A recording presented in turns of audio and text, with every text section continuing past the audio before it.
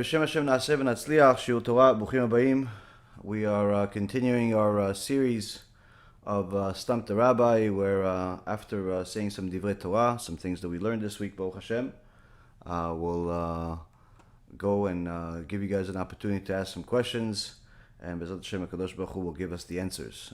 Tonight's shiur will be for Refuah Shlema, Rabbanit Sarah Bat Levana, Rav Efraim ben Shulamit, Rabbanit Levana Bat Sarah, Avi Mori David ben Esriya, Imi Morati Doris Bat Jora, and also for a Atzlacha Rabba for Marsha Bat Julie, Ayla Bat Marsha, Samuel ben Marsha, Cephas ben Marsha, Alexander ben Marsha, Louis ben Marsha, Shaul ben Farzane, Amir ben Shaheen, and all of Am Yisrael and all of the righteous Noahis that continue to serve HaKadosh Baruch Hu to the best of their ability, each day getting better, each day working harder, and Baruch Hashem, succeeding. So today, I'll give you a little bit of an update. There's a lot to talk about. We're going to talk about a little bit about Pesach, cleaning out Chametz. Of course, the Chametz that Moshe Rabbeinu was concerned about, more so than Chametz that a lot of people are concerned about. Even though both are important, there is, of course, a priority. Now, aside from that, before we get into the issue, to give you guys an update, last night we discussed, Baruch Hashem, the big Mesirut Nefesh of going out there and helping Am Yisrael at their very big time of need. Baruch Hashem, since then there's been many phone calls and messages that Baruch Hashem, the need is even greater than we thought, and we already knew it was a disaster, especially since the terrorism in Eretz Yisrael continues to rise. Another murder happened today. It looks like the second tzaddik, Rav Kanievsky, left us. The protection that came along with him, the protection of his Torah, left with it. And this is not something new. We already learned this from the Tanakh. But each time the tzaddikim left the place, tragedy followed. So of course, it's important for us to do even more tshuva than ever before. This is why we're very inspired to do what we did and put everything on the line in so many words, and sent the money and got everything going. Baruch Hashem. Now, for those of you that are smart in the right way, spiritually smart, and want to invest along with us, then you can donate on our campaign, which is bhpesach.org. B as in BeEzrat, H as in HaShem, Pesach as in P as in Pesach, E as in Ecuador, S as in Shmuel, A as in Apple, C as in Charlie, and H as in Harry. .org, bhpesach.org. This is the campaign, and of course, anyone that donates, you'll see over there there's different choices. If you want to help a family just for the Seder night, or you want to help more, you want to help multiple families, all are available. And of course, this is something that all of us really need to do as one of the big obligations for Pesach. It's called Kimcha de Pischa, but I believe that now more than any other time in recent history, the situation is pretty clear of how much it's needed, especially since people really can't use the excuse that they don't have money, because if we look at how much money was donated to the Ukraine campaigns, and all of these different plans that are out there, it's obviously people that want to give, HaShem gives them a way to give. Now, one thing as a side note, I would tell you guys, people ask me about this stuff all the time, whether this campaign or that campaign is legit or not legit. I've told you guys many times, I don't double check, and I can't vouch for any campaign other than our own, because I know what we do with the money that we have. I can't vouch for anybody in regards to money. But one thing I can tell you is that I've been around for long enough to know that there's a lot of scandals out there, there's a lot of corruption, and a person needs to be very careful. Anytime you see that there was a major tragedy, like we've had many of them happen recently, where these terrorists, Machshema v'zichram, are murdering people, and then literally within a matter of a few hours, there's a campaign for all of the families that were murdered, that are raising the money for those families. I would be very, very careful. I would be very, very careful before I donate to any of those campaigns, simply because it's very difficult to believe that the relationship was already made with between the person collecting all of this tzedakah from people and all of the families, literally within a matter of hours before they lost their loved one in a horrific way. And again, as much as we'd like to give people kaf zchut, unfortunately, there's been enough corruption out there that's ignored, that and that I've seen with my own eyes, that you have to say something. So again, you have to be smart investors. Don't invest with your heart. Invest with your brain. The money that you invest in tzedakah is the money that is really the only money you really have. And from our perspective, I could tell you that we got in touch with a few of the families that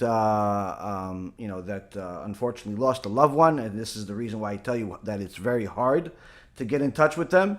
We got in touch with a few of the families, and we're going to try to raise some money for them as part of the Kimcha the Pischa, to give them some money to celebrate the Chag, and to deal with some of the obviously the basic issues. We can't solve all of life's problems, but the point is that I'm telling you these things from experience, not because I like to put a black eye on people that don't deserve it. To simply find every other day a new campaign is made in the name of all of the victims of a terrorist act. It's already enough. It's hard for me to believe that all of these campaigns are really going to the sources. Just like it's hard for me to believe that all of the tens of millions of dollars that were donated to save the people in Ukraine that are under the leadership of a comedian, it's hard for me to believe the money is actually getting there. And just anyone that thinks about the logistics of it, I have a few students that are in different countries, and they all agree with me, saying it's just impossible that this money is getting there. And even if it got there, what would they do with it? I mean, everything is shut down. What are you going to send a guy $5,000 to go do what exactly? The supermarket's closed. There's a rocket just took it out. Like, what exactly are you going to do with all this money? So again, it's hard to believe that all of the things are as kosher as they sound. Let's just say that. And this, more than anything else, reminds us how much of an obligation we have to check ourselves, to check the chametz in ourselves, and see where our tzedakah money is going. Because if we find ourselves very generous on speculative situations, very generous when it comes to investing into speculation, whether that speculation would be literally in some type of cryptocurrency, or some type of piece of land that no one's ever heard of in some island, or some company stock that no one's ever heard of, or it's a speculation in some cause, and we find ourselves very generous, that should not be a good sign, because it's usually an indication that HaShem is in essence telling you that the money you have may part ways with you very soon if you don't do tshuva. And unfortunately, this is what's happening in the world. You see a lot of speculative money going into the so-called tzedakah world, and without really many people spending enough time to think about the logistics of actually how would this money get to the end user? What would they do with it? Again, I'm not saying all of it, but to believe that every one of these campaigns that overnight raise $2, $3, $4, $5, $10 million is getting to the causes, it's hard to believe. And again, even if you were able to get the money there somehow, how are they going to be able to use it is beyond me. I was in the money business for almost 2 decades. I know a thing or two about money. I can tell you that it's not so simple, especially when you have, again, like I said before, not an insult, but a reality, a government run by a comedian that put the entire country at risk. So when you have a comedian running the country, you're not going to end up very well. And it's important for us to evaluate ourselves, check our own chametz. Now, that's what I spoke about last night, where we're talking about the mitzvah of chametz, and how the obligation is the night before Pesach, on the 14th of Nisan, we are all obligated to look and destroy the chametz. Not just look and find the chametz, not just look for the chametz, but rather look and destroy the chametz, meaning that if you look for it hard enough, you will find it. You'll find it. And of course, a person has to say a specific blessing before he looks for the chametz.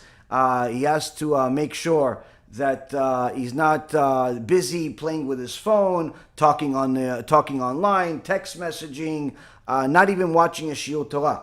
When you're looking for the chametz, it has to be serious business. Surely you can make it entertaining for the kids, have some flashlights, make sure that everybody's is enjoying the whole process. But nonetheless, it is a very serious job. So much so that if you look at some of the stories of the tzaddikim and how they looked for chametz, literally they would not, if they knew that there was something, they would not let it go until they found it, even if that meant they had to look until 3-4 o'clock in the morning. It's important for us to know that the looking and destroying the chametz is critical. And then the next day, of course, we have to burn the chametz. There's a blessing that you have to say. And as I always tell you guys, many times it's much more important for you to understand what you're saying than simply reading it. When it comes to learning Torah, more times than not, it's important for you to understand what you're learning versus just reading it in the holy language. I know that people that are new to Judaism, whether it's converts or Baalei Tshuva, exert a lot of energy learning the language, and I think it's from my experience and from what I've learned, it's really a wasted effort. It's a mitzvah from the Satan, simply because it's much more important for you to know the laws, to know what you need to do in this world, much more than it is for you to learn the language itself, even though the language does have a benefit. We're not minimizing the benefit of knowing the Hebrew language, but if you compare the benefit and the priority of learning what the Torah actually has to say, the halachot, the musar, the weekly Torah portion, the gemarot, all the Jewish thinking, ideology, versus knowing the language, they two cannot compare. The two cannot compare. And if you had, let's say, especially if you're a person that's a baal habayit, you work, you can't learn Torah all day, you're not an avrech, and you end up spending most of your day working, handling family issues, monetary issues, and you only could spare, let's say, an hour or two a day learning Torah. For you to spend anything more than 15 minutes a day on learning Hebrew language is literally bitul Torah. Simply because, again, if you only have a couple hours a day and you're spending half of that time into learning the Hebrew language, then you are making a very, very serious mistake, because no one goes to heaven for knowing Hebrew. Some of the people that were most proficient in the Hebrew language are still in Gehenom and will never come out. Hebrew did not help them go to heaven. But knowing the halachot, knowing what you're supposed to do is what brings people to heaven. So a person needs to know where to prioritize certain things. And the reason why I mention this is because the blessings that you're going to say when you're looking for the chametz, and especially when you're canceling the chametz, when you're canceling out the chametz after you've burned the chametz the day after, in the early afternoon, don't do it too late. Early afternoon, it has to be before chatzot. You have to say that blessing in your first language, in a language that you understand. Meaning, if you say the blessing, that cancels the chametz that you saw, and that cancels the chametz that you didn't find, and makes it all as if it's worthless and dust. If you say it in a language you do not understand what you're saying, you have not fulfilled the mitzvah, and you have a very, very serious problem on your hand. Okay? Pesach It's not a walk in the park, Rabotai. Pesach is very extensive.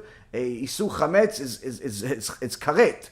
So it's important for us to know that to fulfill the mitzvot the right way and not have our ego get in the way of doing the will of Hashem. So now, looking for the chametz is a process of its own, but the sages tell us that we have to look and destroy the chametz, meaning that if we're going to look for it, we will find it, and thereby we will have to destroy it, because there's nothing good that you will find in the chametz, not in the physical one, and not in the in the spiritual one. Now, in this week's parasha, Parashat Tazria, usually we this time of the year we read Tazria Metzorah at the same time, but because it's a Shana Meuberet, we're only reading one parasha, one Torah portion, which is Parashat Tazria. We have some insights to bring to light that has to do with our topic, has to do with Moshe Rabbeinu looking for Chametz, this generation looking for Chametz, the spiritual Chametz is what I'm referring to. And also some of the questions that some of the dear people have asked me over the last couple of days, that BeEzrat Hashem, we will have the merit to bring it all together and make some sense of all of it. Now, Parashat Tazria starts off with Deber Adonai el Moshe le'emor, Deber el bnei Yisrael le'emor, Isha ki tazria ve'alda zachar ve'tam'a v'shivat yamim, k'meh nidat divota titma.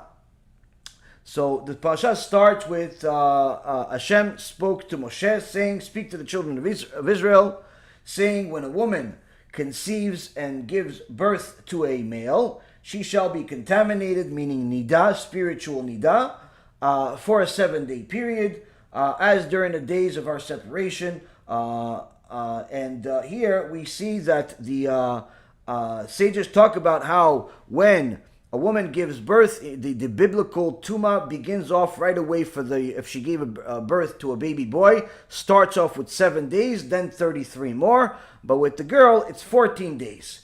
And the Chachamim say really it was supposed to be 14 for both to start off plus more. But because the Torah, HaKadosh Baruch Hu per se, wants the wife to be spiritually pure at a certain level, for the Brit Milah, he in essence shortened it for the male boy, because on the 8th day she has to do a Brit Milah. But again, the Tum'ah, the impurity as far as Nidah, doesn't stop after a week. And in fact, the halacha is today in the Shulchan Aruch, in the Rambam, and everywhere else across the board has been accepted. The combining of both the biblical obligation as well as some rabbinical is that once a woman is stopped the bleeding and she has the 7 clean days and she goes to the mikveh. This could take a month and a half. This can take 2-3 months. It all depends on your body. It depends on the doctor you went to that I've mentioned in the past. But the point being is that the Torah tells us that there is a very important law to know in regards to this particular time of your life where you just gave birth. There's a very, very big thing that just happened, but at the same token, there are laws to know. There are laws to know during this time, and one of the main things that a person needs to check for is who are they getting their information from? Who are they getting their information from when it comes to the Torah? Are they getting it from somebody that's just looking to be liked, looking to have them agree with each other all the time, looking for the so-called fake unity that we have in the world? Or you're someone that is true to the Torah itself and is more concerned about your neshama, your soul, than perhaps you may even realize. And what happens is that sometimes when people go to multiple sources, sometimes it's because they don't have patience to get the answers, sometimes because they didn't get the answer that they want, sometimes it's just convenience. Somebody's in front of them, he acts like a rabbi, he even calls himself a rabbi, may even have a shul, and you ask him a question, and the rabbi, just shoots from the hip and gives you the answer, and you say, figure, if he's a rabbi, he gave me this answer, it should be fine. Now, Baruch Hashem, that with tens of thousands of students around the world, you get a lot of questions, a lot of experience, a lot of people, a lot of strange stories. And this is one of the things that I've seen in multiple times where people ask family purity questions simply from the wrong people. People that have no yirat shamayim, many times no knowledge either. And they simply give you the wrong information, because the Torah speaks about the issues of Nida. There's an entire tractate in the Gemara called Masechet Nida. The sages talk about the issues of Nida, where the Rambam in Ilchot Isurei Be'ah talks about the issues of Nida, where if a man is with his wife when she's Nida, if they're intimate, it's Isur Karet, but it's not just that. In fact, it's if somebody says, listen, we're not, my wife just gave birth, we're not necessarily looking to be intimate, but we just want to go back to normal. The wife wants him to hug her, he wants to hold her hand, take the baby from her. What's the big deal? Well, the Rambam Paskin in Ilchot Isurei Be'ah, in chapter 21, Halacha number 14, that it's forbidden for a man to engage in relations with his wife in the marketplace and streets and gardens. This is a obvious information that everybody understands. But the things that perhaps not everybody understands is that in the same Ilchot Isurei Be'ah in chapter 12, in Halacha number 18, is not so obvious. Not so obvious. What? That a man is forbidden to embrace that very same wife that he's allowed to be with, but not in the open and so on. He's not allowed to embrace his wife during these 7 spotless days, when she's still nida, even if she has clothes on. And furthermore, in Halacha number 19, that it's important for a person to know that this sin is punishable by karet, and nida may perform, meaning his wife, may perform any task which a wife would typically perform for her husband, except washing his face, hands, feet, pouring him a drink, spreading out his bed in his presence. She's allowed to fix his bed if he's not home, but if he's there, then this could be problematic. She should not eat with him from the same plate, nor should he touch her flesh. Now, and this goes on, with more details that the Rambam brings. Now, the point being is that you have certain things that are obvious, common sense. You know that you don't have to do anything. You don't have to be a big genius to know that being even with your own wife in the open is forbidden. But there are certain things that perhaps don't make common sense to the average person, where it says, okay, we're private, we're not even looking for intimacy, we're just looking for my wife to give me a drink, we're looking for a hug, maybe a peck on the cheek. What's the big deal? She just gave birth, she wants me to pay attention to her. What's the big deal? The big deal is she's still considered nida. And nida is isur karet. It's a sin that is one of the worst things you can possibly do to yourself during this life, and needless to say, after this life. Now, when you are going to ask questions of people, you have to make sure that not only do they know these things that I just mentioned, like the back of their hand, but even more so, they have enough fear of the Almighty, fear of heaven, that they're not going to change the truth just in order to appease you. Because what ends up happening is that sometimes people will tell you something, they may not know the information, they're not so sure what the answer is, and they'll simply, they don't want to look bad, so they'll give you whatever answer makes sense, or they don't want you to feel bad because they decided for you that you can't handle the truth, so they'll, change the truth for you, and all types of things that happen. And just recently, I had multiple students that, Baruch HaShem, brought children to the world, and literally one after another has different issues with the source of information that they have, where people are telling them the wrong thing. In one particular obnoxious case, where I love these students, but the people that the Yetzer Hara sends them literally are like just the most bizarre people in the world. Why? I'll tell you. Dear student of ours, couple that was wonderful people, smart people, clever people, and Baruch Hashem, have Yirat Shamayim, so they always double check with us. Simple. The husband went to the synagogue and was simply asking, listen, in regards to Nida, my wife just gave birth, but, she stopped bleeding already, and we figured, is it okay? We've already counted a certain amount of time, and we figured, is it okay for her to go to the mikveh? This joker that they asked, whoever he was, decided that, he's going to create a new answer for them. What did he say?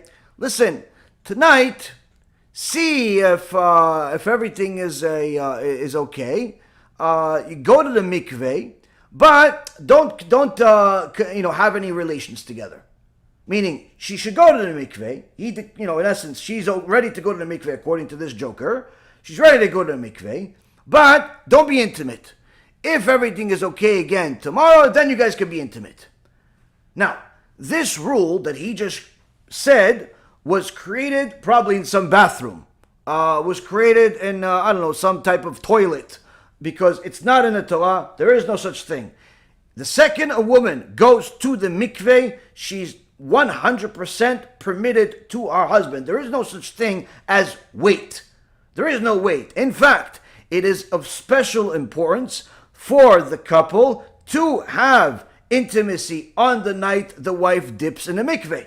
There is no such thing as dip in the mikveh, but just in case, don't be intimate. You could just act normal, you could hug each other, kiss each other, but wait till tomorrow to see what happens. This, Rabotai, is one of the things that really infuriated me, because not on the students, Chas v'Shalom, but on this clown that decided to paskin some toilet paper and call it Torah, because what is he doing really? Number one, megale panim b'Torah, which is en lo chelek la'olam haba. He just changed the Torah. He has no share of the world to come. His olam haba, if they would have followed him, he's punished. He's going to be punished anyway. But if they actually followed him, he would have literally had no chance whatsoever of ever recovering, because there is no way of doing tshuva for such a thing. Because what would he have done? He would have actually led this couple to have a sin of karet. Karet. This is like, it's not like I fell accidentally and I broke my toe. No, this is, I fell and I killed 50 people. Okay, this is the magnitude of difference here. This guy decided to create an halacha, say, go to the mikveh, wait till tomorrow. He changed the Torah. Second of all, he led a couple to nearly sin, an isur karet. And if it wasn't for their yirat shamayim, for their fear of heaven, and them double checking with me, and Baruch Hashem, being able to answer them right away, tell them, do not listen to this person. This is whatever he's saying. It makes no sense whatsoever. You'll never find it in any book whatsoever. It's literally, it's toilet paper. I cannot insult it enough. And it's important for a person to know that if you're going to ask these types of questions when it comes to family purity, it's of utmost importance. It was so important that David Melech Israel, the Melech Mashiach, David Melech, he was the one that would check the bdika to see if a woman is pure or not, to be able to be with her husband or not. That's how important it was. That's how important it is to make sure that a woman is pure or not pure for her wife, because this is something you don't play with. Or other times, at least on a half a dozen to probably even a dozen cases that I've had in recent times, people ask me of this new tradition people have. What do they have? Checking the bdika cloth on a phone picture. They take a picture of the bdika and they text message it to some clown, and he's gonna tell him if she's nida or not, if it's clean or if it's not clean. There is no such permission. You have to look at the bdika cloth according to halacha with your own eye, the actual thing, not a picture of it, because there are specific colors that there is no way in the world that you can know for sure that the camera took or it is correct or not. You have to know when you're learning these halachot, you have to know certain colors or not. I remember I told you guys a story. Somebody tried to be clever and test Rav Gidon ben Moshe. Rav Gidon ben Moshe is the Rav of Rav Efraim. He's an extraordinary Talmid Chacham, Baruch Hashem, one of the head rabbis of Yerushalayim, and also one of the head rabbis that have supported a lot of our work. over the years. Rav Gidon ben Moshe is probably the top expert in the world when it comes to the issues of Ilchot Nida. And one time a person wanted to test them. Why? People are annoying. They like to test rabbis, especially when they're Talmidei Chachamim that are very humble. So he brought him a bdika. He says, listen, I want to ask the rabbi, what does the rabbi think? Is my wife pure or not pure? Rav Gidon looks at this. He says, oh, you should take your wife to the dentist. What? Well, there's people there. What do you mean dentist? He says, this is from her tooth. The guy's face turned whiter than white. Now, of course, the Avrechim that are seeing this, look, tooth? What tooth? What tooth? But then they look at the guy and they realize it's true. The guy was playing a joke just to see if the rabbi knows what he's doing. So something, I guess perhaps she bleeding from her gums or something, or whatever it is, and he put it on a bdika cloth to see if the rabbi can tell the difference between that blood and that blood. Not only could he tell, but when you understand the wisdom that's required for such things, you understand. You don't play games with this. You don't send a WhatsApp picture and say, hey, Rabbi, it's okay for me to be with my husband. You have to understand, these things have to require patience, require expertise, and if you do not have the patience, you are going to literally create spiritual chametz in your life that can cause a lot of problems. So already in the beginning of this parasha, we realize that there are laws even at that time when people are perhaps more emotional than usual. The Torah does not take a break. Furthermore, we go on into the parasha and it starts talking about the issue of tzarat. The issue of tzarat in Parashat Tazria, all the different details where if a person sees there's a certain discoloring on his skin or in his hair, different parts of his body, and he comes to the Kohen. He comes to the Kohen and shows him this, or calls the Kohen to come and check, and shows him what's called a nega. Nega. So this Kohen, after the Kohen sees the nega, what does it say? ומראה הנגע עמוק מעור בשרו, נגע צרה הוא ורעהו הכהן וטימא אותו. In the chapter 13, in verse number 3, in the middle of the verse, it says something interesting. It says that the Kohen shall look at the affliction, that's what a nega is, or the translation for nega. He will look at the affliction on the skin of his flesh. If hair is in the affliction has changed to white, and the affliction's appearance is deeper than the skin, it's tzarat affliction. And the Kohen shall look at it and declare him contaminated. So here we see something unusual. Here we see that when you really see it more in the Hebrew, where the Kohen sees this nega, this affliction, and it's not automatically tzarat. He has to determine, he has to evaluate it, similar to what we just spoke about, how a Talmid Chacham that's an expert in the issues of checking the nida cloth and so on, has to determine whether the blood that's or stain that's on the cloth is blood, if it's blood coming from the uterus, if it's coming from a injury, if it's even blood at all. There's a lot of different, if it's from a tooth, all types of things a person needs to know. There is an expertise that's required for this. Needless to say, there's an expertise that the Kohen has to have in order to evaluate the person's skin and determine if this is a spiritual disease called tzarat, spiritual and physical disease. This is not your normal disease. And like our dear Baruch said, that this disease, although not common, it's still founded in the world. Perhaps one thing that I thought about today is that one place in this week's parasha, in the same chapter 13, talks about how there is a certain indication that a person has tzarat if he has a bald spot suddenly on his beard. And I've seen multiple times where people that had a full-grown beard or simply a normal face, but all of a sudden, out of the blue, there's a bald spot on their face. Now, I'm not saying they all have tzarat, but this is in essence one of the indications in the Torah that the person had tzarat, that all of a sudden he has a bald spot on his beard. So perhaps it's something to look into, because this is, at the very least, is a sign from heaven that a person needs to do tshuva. Now, at least when it's referring to in the Torah. Now here, it's talking about how the Kohen is going to look and evaluate this nega, and after determining that it is tzarat, it says vetime oto. Now in English it translates, he declares him contaminated. But in Hebrew, the proper translation is that he decreed him contaminated. What's the difference? The difference is that until the Kohen said that he has tzarat, he didn't have tzarat. He didn't have tzarat officially. Meaning that once the tzaddik said it, that's what it is. Now, of course, there's a reason. There's two things that we need to learn from this. Number one, who checks the Kohen if he has something?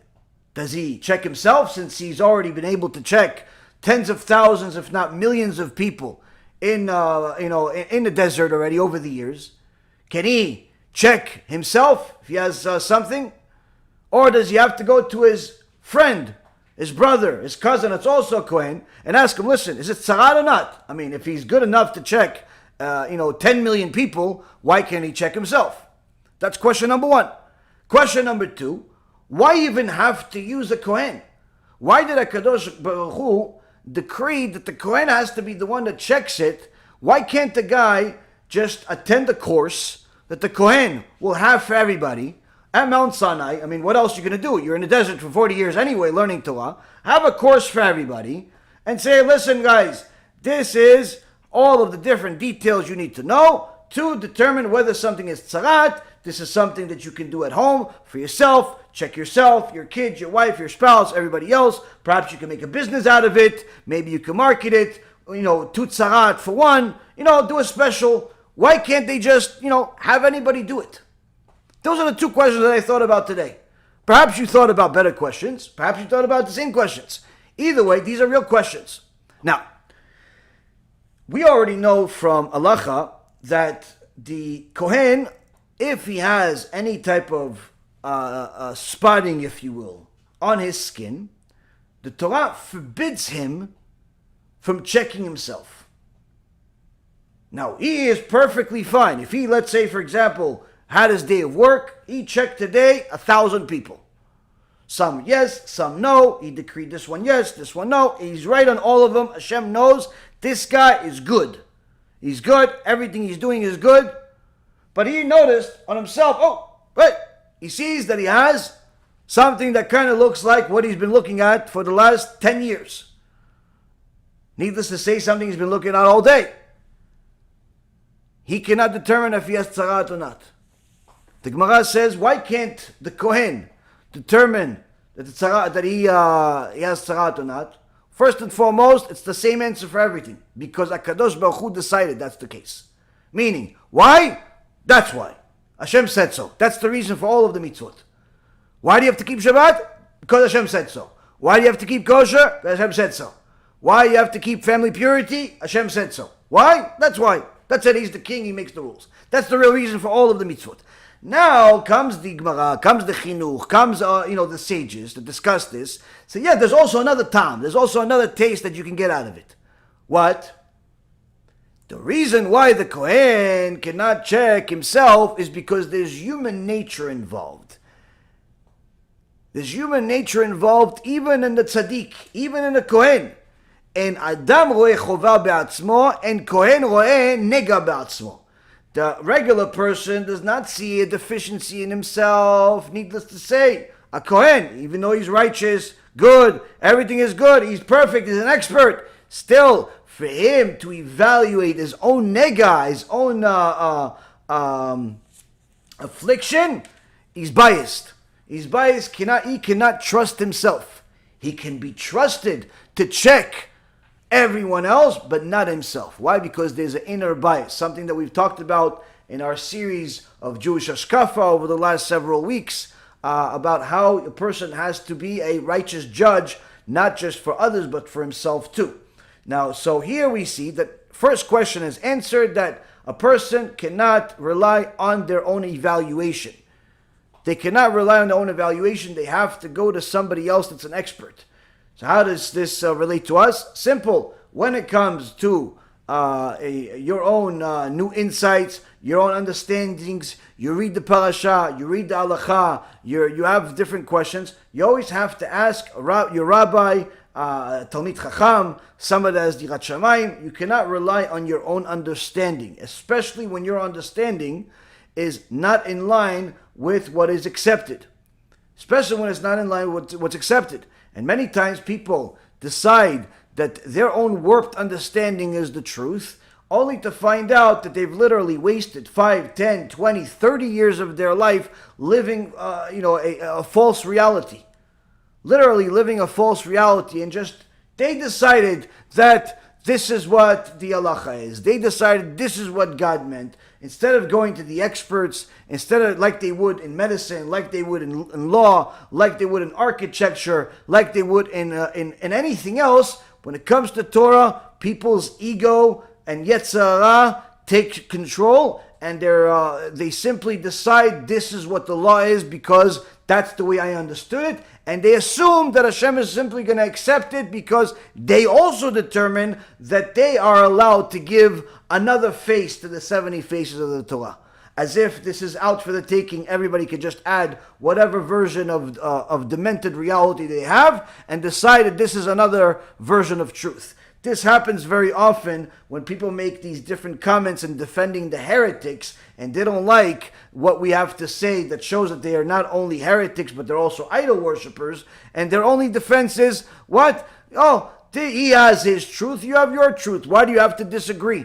Yeah, he's has a good history, he has a this, he has a that, and it literally shows how ignorant people are. There is no such thing as two truths when it comes to certain things in the Torah. There are certain things that it's black and white. Now, of course, a person that doesn't know how the Torah works, doesn't know how halacha works, will simply decide they could just add, subtract, do a multiplication even and division with the Torah laws and play with it like it's putty.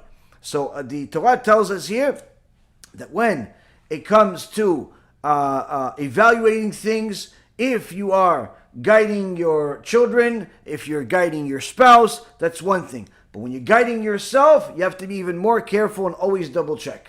Why? Because you have more of a bias when it comes to yourself than you have for anybody else. Because a person naturally loves himself or herself more than everybody else.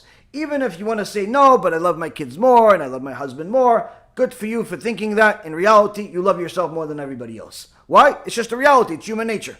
It's human nature. And a person needs to know that they have to double check. They have to double check everything. So that's the reason why even a Kohen has to double check. Even though he has an expertise, he's righteous, everything is good, he has to double check, he has to triple check, he has to check period. And make sure that what he has is either tzarat or it's not. Now the question is, why does a Kadosh Baruch Hu even make us go to the Kohen? Why can't he give a course? Why can't the Kohen, there were thousands, tens of thousands of Kohanim. Why can't the Kohanim give a course for everybody to learn and just do this at home? What is it called? DOY or something like that? Do it yourself? Why do I need this? Kohen to know that I have this tzarat.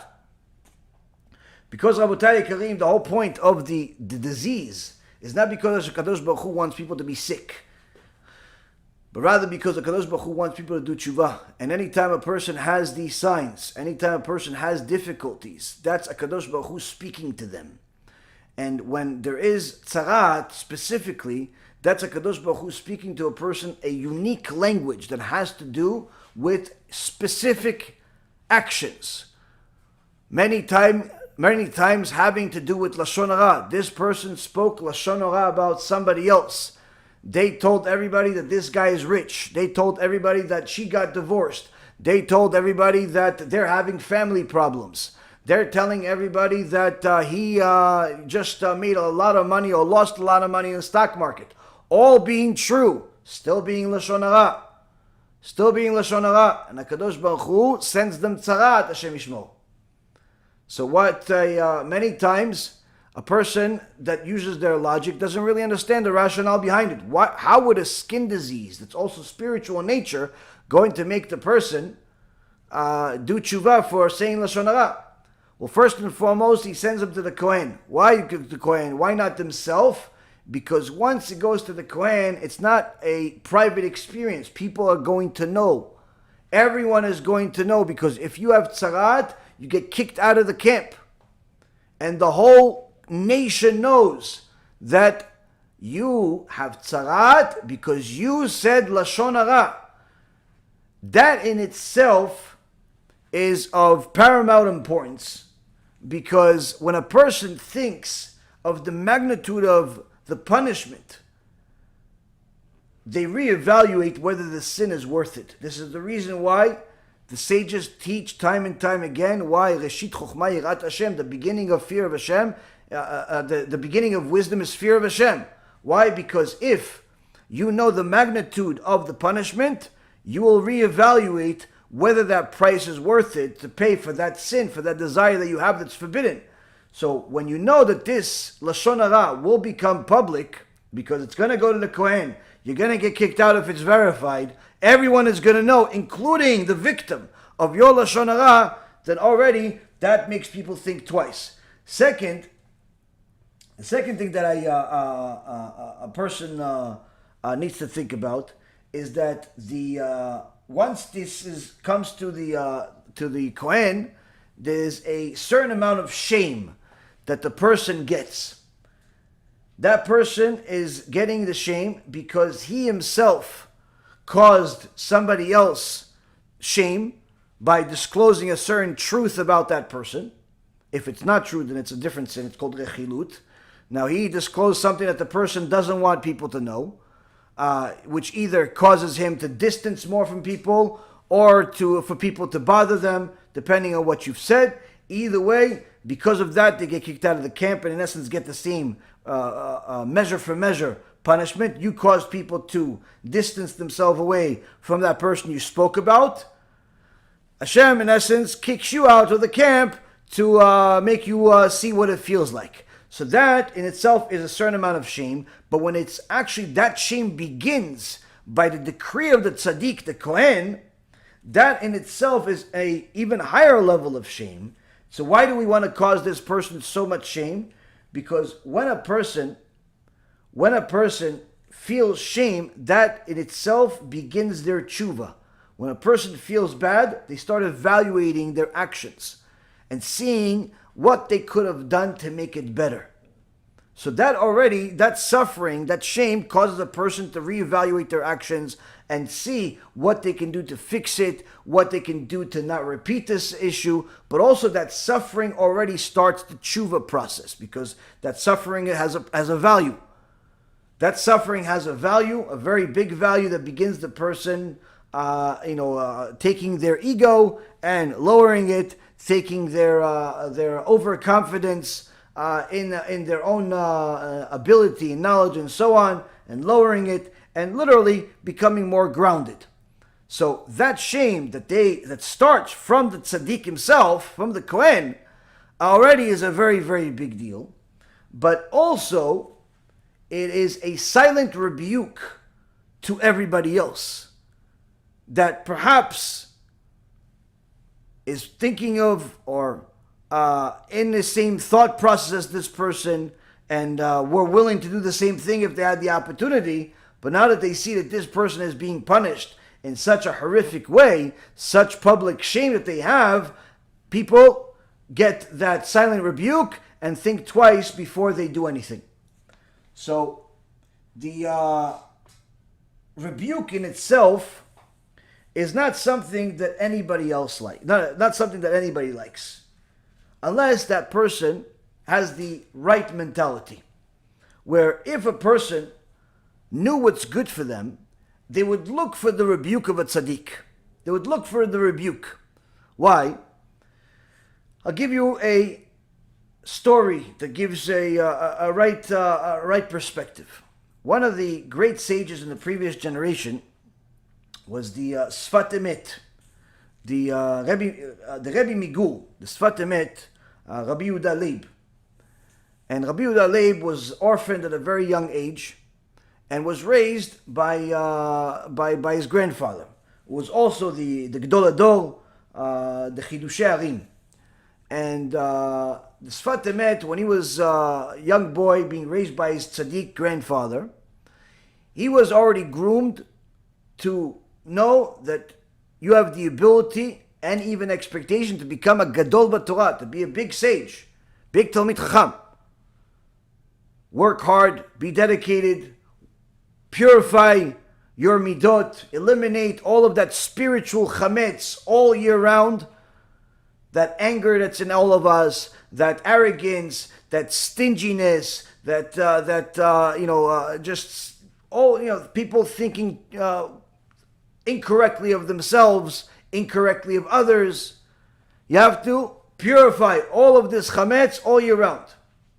And as a young boy, he already dedicated himself in the Torah that BeEzrat HaShem, we merit to have children and students like that. So the Sfat Emet, when he was 12 years old, one night decides that he's going to learn Torah with his friend all night. All night, like older people do. But they're only 12 years old before Bar Mitzvah. And this young boy learns Torah all night with Mesirut Nefesh. Early in the morning, they go to pray the Netz Minyan, the Vatikin Minyan. 5:30, 6 o'clock in the morning. Pray. After they finish praying, of course, you're very tired from a long night of learning, serious Torah, praying. You got to get some rest. Gets home, rests for a little bit, wakes up, and goes to yeshiva.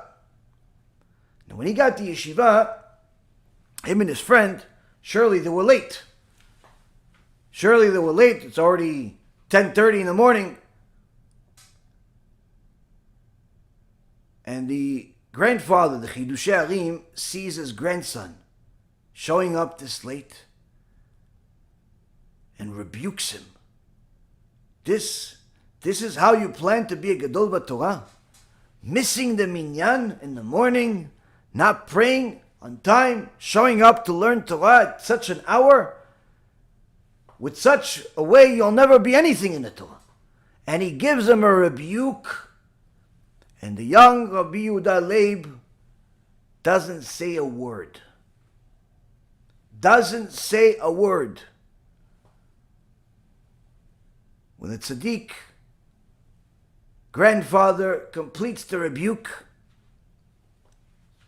young Rabbi Yehuda puts his head down, says, yes, you're right, and goes to learn. His friend couldn't help himself. He says, why'd you do that? Why didn't you tell him that you were learning Torah the whole night? And not only you were learning Torah, that you didn't miss prayer. You prayed extra early, like all the tzaddikim. Why didn't you tell him? He says, you're right.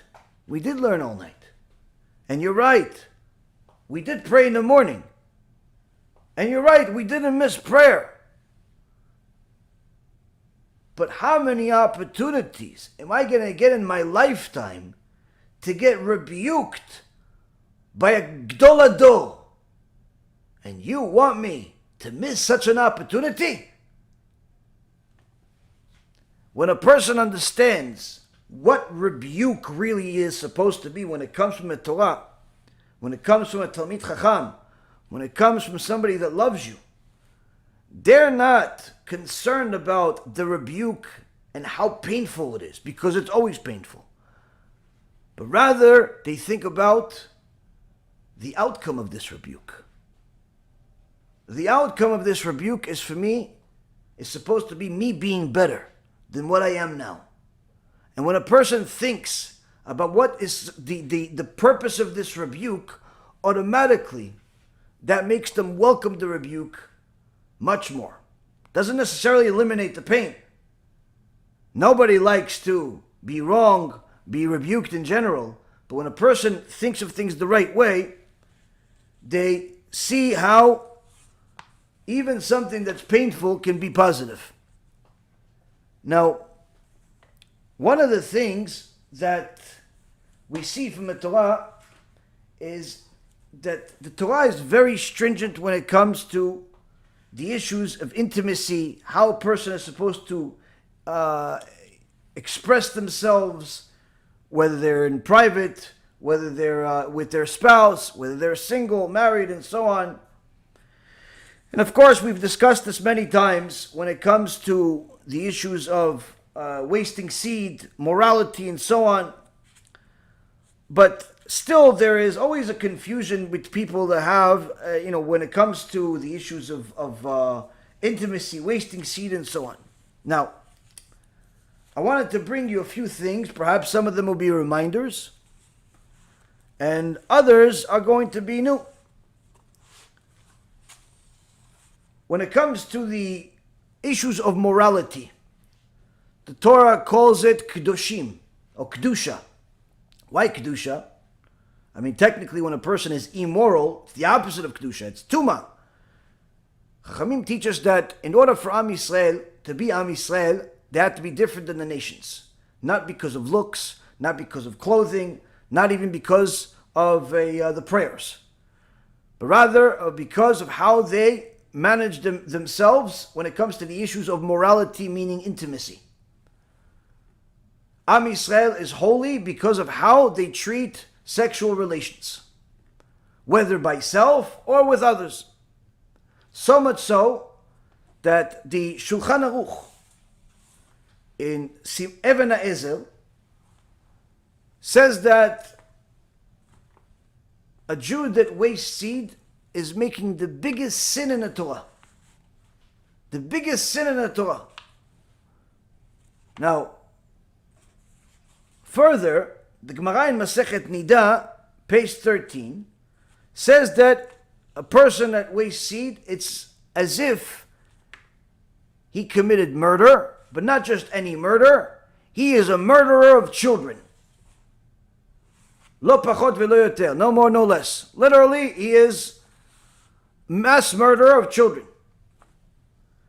The Shnei Luchot HaBRIT by Rabbi Yeshayahu Horowitz, alav shalom, says that a person that wastes seed causes the exile for all of Am Yisrael to be prolonged, delays the Mashiach. He doesn't merit to see the face of the Shekhinah ever, even after he dies, and never sees the face of the Shekhinah. If he doesn't do tshuva, he goes to Gehenom and never comes out. He will not be resurrected with the dead. He brings death and plague to the entire world.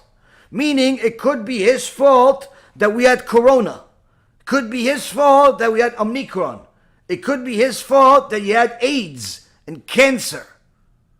Because of a single act.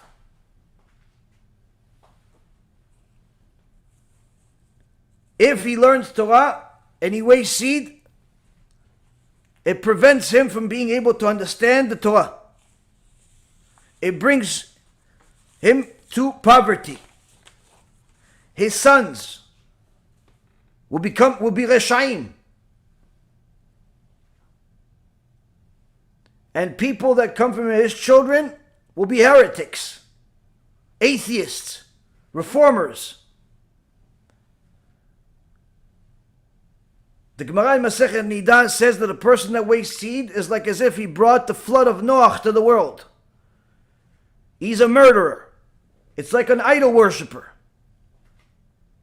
He should be killed with a death penalty for a single act of wasting seed. He's considered to have a major impairment on his neshama. He just literally chopped off a piece of his own neshama. He should be excommunicated on a ban. Masechet Kala says that he has no share of the world to come. The Zohar Kadosh, Parashat Noach says that he has no portion of the God of Israel. In essence, he's considered as if he's an atheist.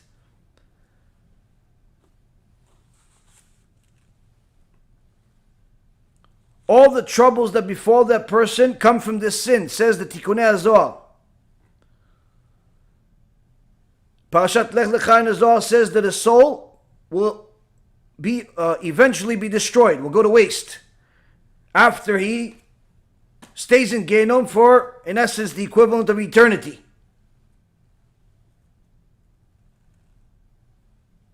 Even in his life, he's under the control of the Sitra Achra. It's as if the Sitra Achra is controlling him with a string, where to go, what to do.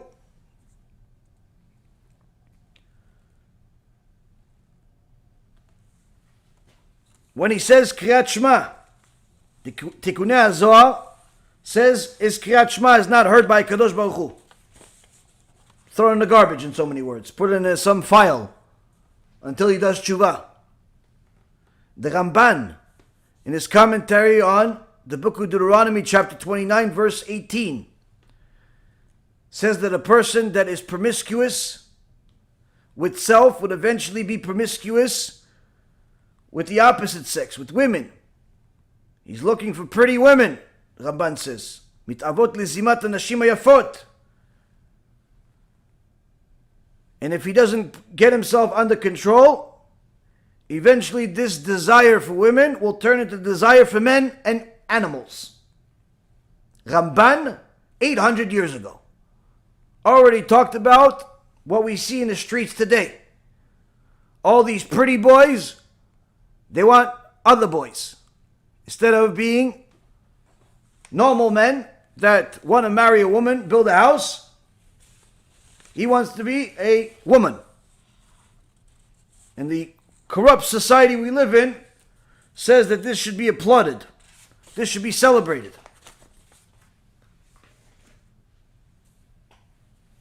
Now, promiscuity doesn't end with just oneself. Many times promiscuity is with another person.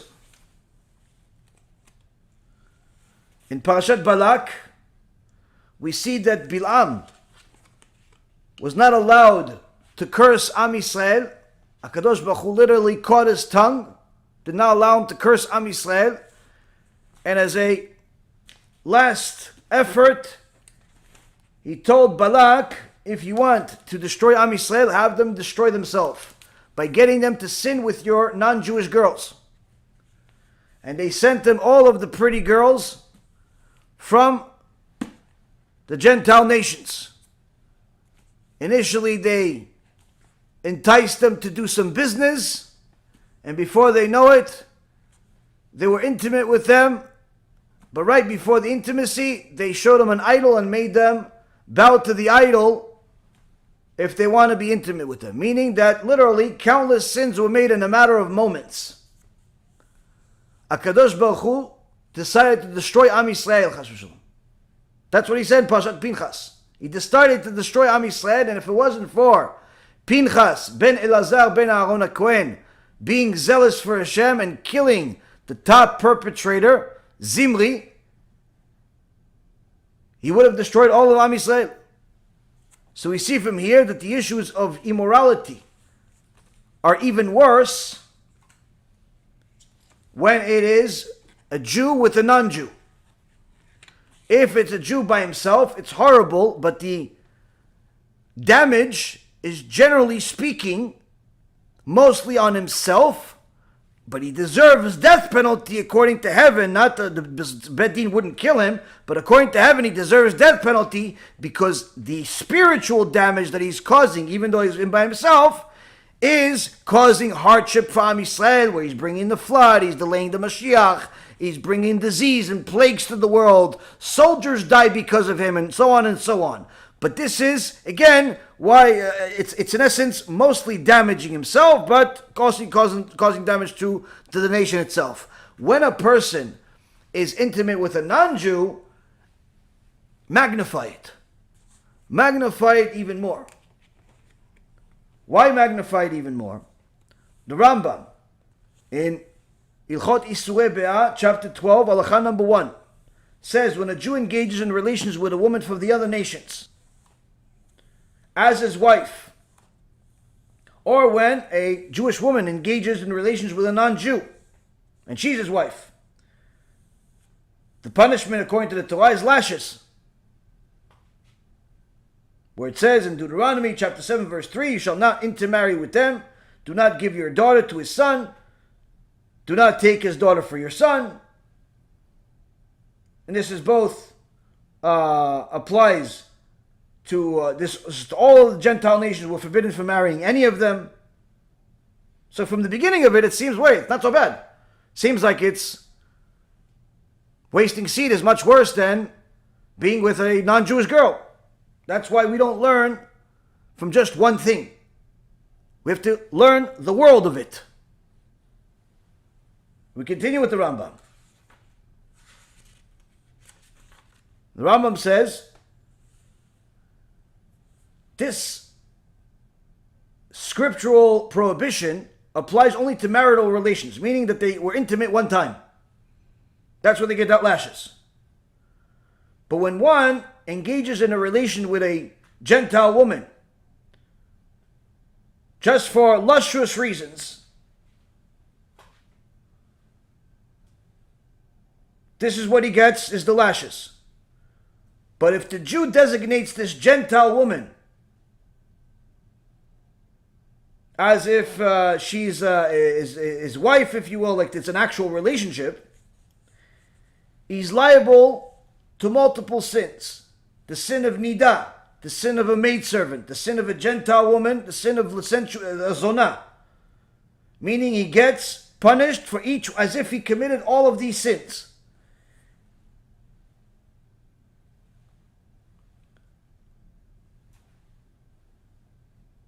Now,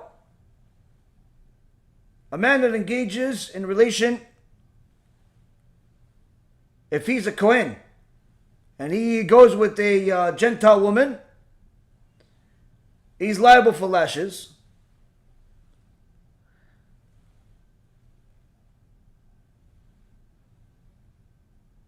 If he has relation with a Gentile woman in public, like unfortunately seems to be a thing in today's world, or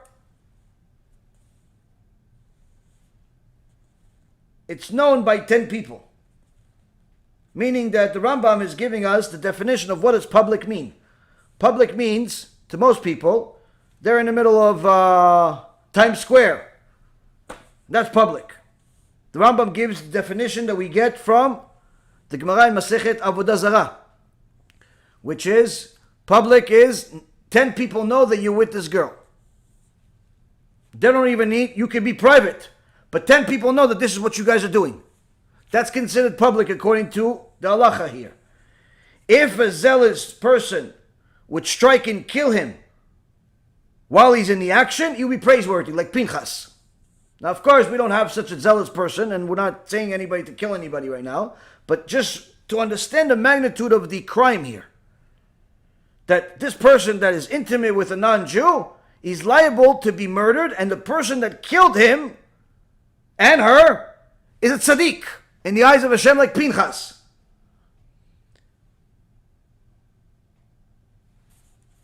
That's the view of the Torah. Most importantly, the Rambam says,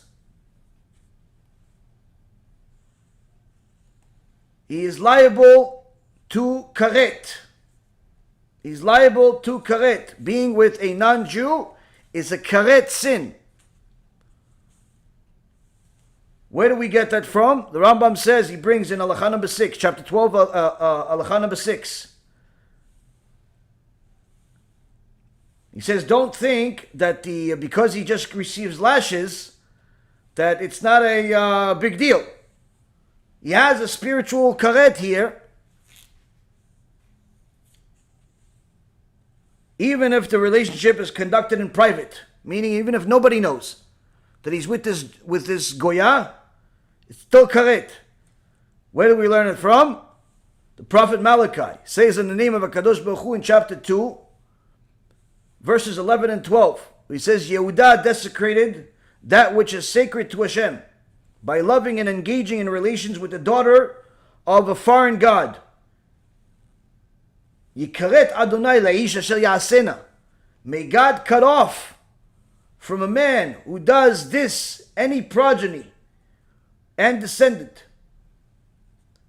And implied, the Rambam says, is that if he is an Israelite, he will not have any progeny among the wise who will raise issue, nor any descendant among the scholars.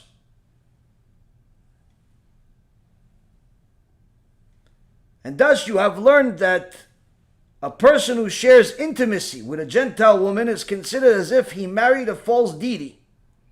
As the verse says, engaging in relations with the daughter of a foreign god, where he's called one who desecrated that which is sacred to God. And although this transgression is not punishable by execution by the court, meaning being intimate with a non-Jew, it shouldn't be regarded lightly, because it leads to the detriment that has no parallel among all of the other forbidden sexual relations. For a child conceived from any forbidden sexual union is considered the father's son with regards to all matters, and is considered a member of the Jewish people, even if he's a mamzer. But a son conceived from a Gentile woman, by contrast, is considered is her son. He's not considered his son. We get it from Deuteronomy chapter 2, verse 4. For ye shall sway your son away from following me. She turns him away from being one of those who follow God. Al-Khan number 9, it says that the Gentile woman who engaged in a relation with a man, or a Gentile man that engaged with a Jewish woman, they have a very serious problem. At the time of the Sanhedrin, if the Gentile engaged in relations with a Jewish woman, if she was married, the man would be executed by the court. If she's single, he's not executed, but still punished. Executed because they're also Noahides are also forbidden from adultery. But if a Jewish man enters into a relation with a Gentile woman, knowing that he knows that she's not Jewish, then the woman is executed. He's punished with lashes and gets karet, but the woman would be executed by the Sanhedrin. Why is the woman getting what seems like a worse punishment? Number one, because the mercy on the Gentiles that sin is much less by HaShem than on the Jewish people. And number two, that she caused him to sin. And we have a rule in the Torah, Rabbi Shimon Bar Yochai brings it, Gadol ha'machti'o min ha'orgo. Someone that causes another person to sin is worse than someone who killed the person. And therefore, that Gentile woman is supposed to get executed. Meaning that if you are a non-Jew and your boyfriend is Jewish, you're still alive. Every second you're alive is a miracle. Why? According to the Torah, you should be killed by HaShem. Then people are surprised why they get cancer and all types of horrible diseases.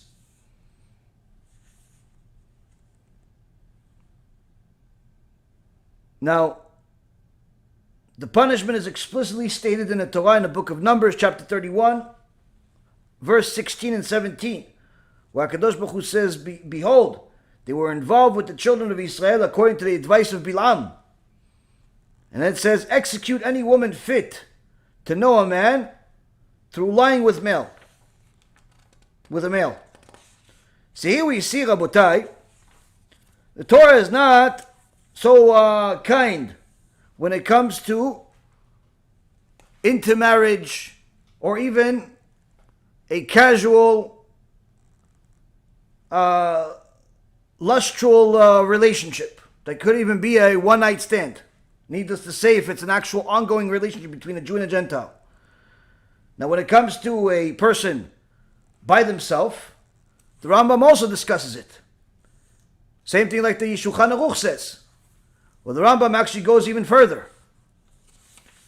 The Rambam that preceded the Shulchan Aruch in Ilchot Isurei Be'ah, chapter 21,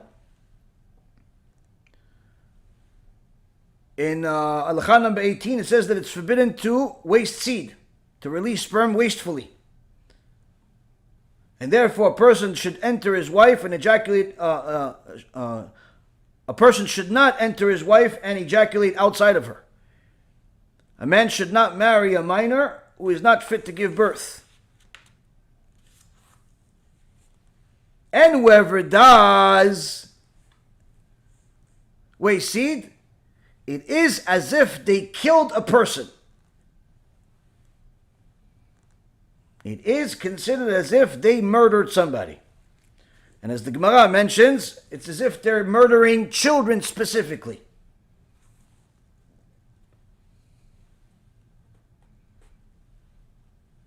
This is why the next few halachot he talks about how a person needs to watch his eyes, needs to even sleep a certain way on his side. Now, the question is, wait, so what's worse, wasting seed or Isur Goya? Simple logic solves the question, which again is the halacha. What's the logic? Anytime you make a bigger sin that is in essence doing the same act as the lower sin, you should know it includes both. Meaning, when a person wastes seed by themselves, that already we see is considered as if he's a murderer of children. He brings the plague to the world. He should be excommunicated and so on and so forth. He's in horrible shape. If he is with a prostitute, with a Gentile woman, he's with a woman that's forbidden to him in any other way, his sister, something like that, then it's considered worse, not only because it's obviously multiple people sinning, so therefore it's worse, but also because it includes wasting seed too, meaning he's not going to some prostitute or some lustful relationship, one night stand, or your average boyfriend-girlfriend relationship looking to have kids. So what does that mean? That every single time he's with the Gentile woman, he's wasting seed, and also with a Gentile, and also considered with a zonah, and also considered as if he's serving an idol, and on and on. Now if she is a Jew, let's say he's a Jew, she's a Jew, but they're not married to have children, then he is wasting seed, then there's a sin of both of them being promiscuous, and worst of all, she is nida, which we just said at the beginning of the shiur, when a man is with another woman, even if she's his wife, but it's not at the time they're permitted to be with each other, it's karet to both of them. Now when they're not married, not only is it karet to both of them where they both lose their olam haba, but she is declared and he is declared in Shamayim as promiscuous people, zonah, prostitute. In so many words, they're not in good shape, to say the least. So when a person evaluates these things, and then he looks at the actions of the sages,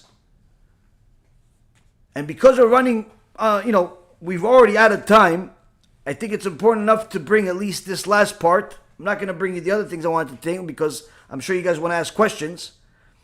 But you'll see why the sages say what they say. After you've heard everything that I just heard, this rebuke from the Torah, then you'll see why the same tzaddik, Gdol Ador, that we mentioned in the event last week, Rav Shlomo Kluger, one of the Gdolei Ador, the giants of among giants, why he paskined a Sheila the way he did.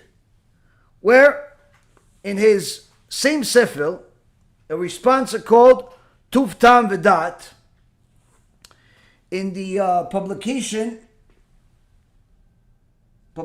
of Kama, in the first volume, Siman 228. there is a question coming to him where there was a Jewish man who married a non-Jew, and they had a daughter.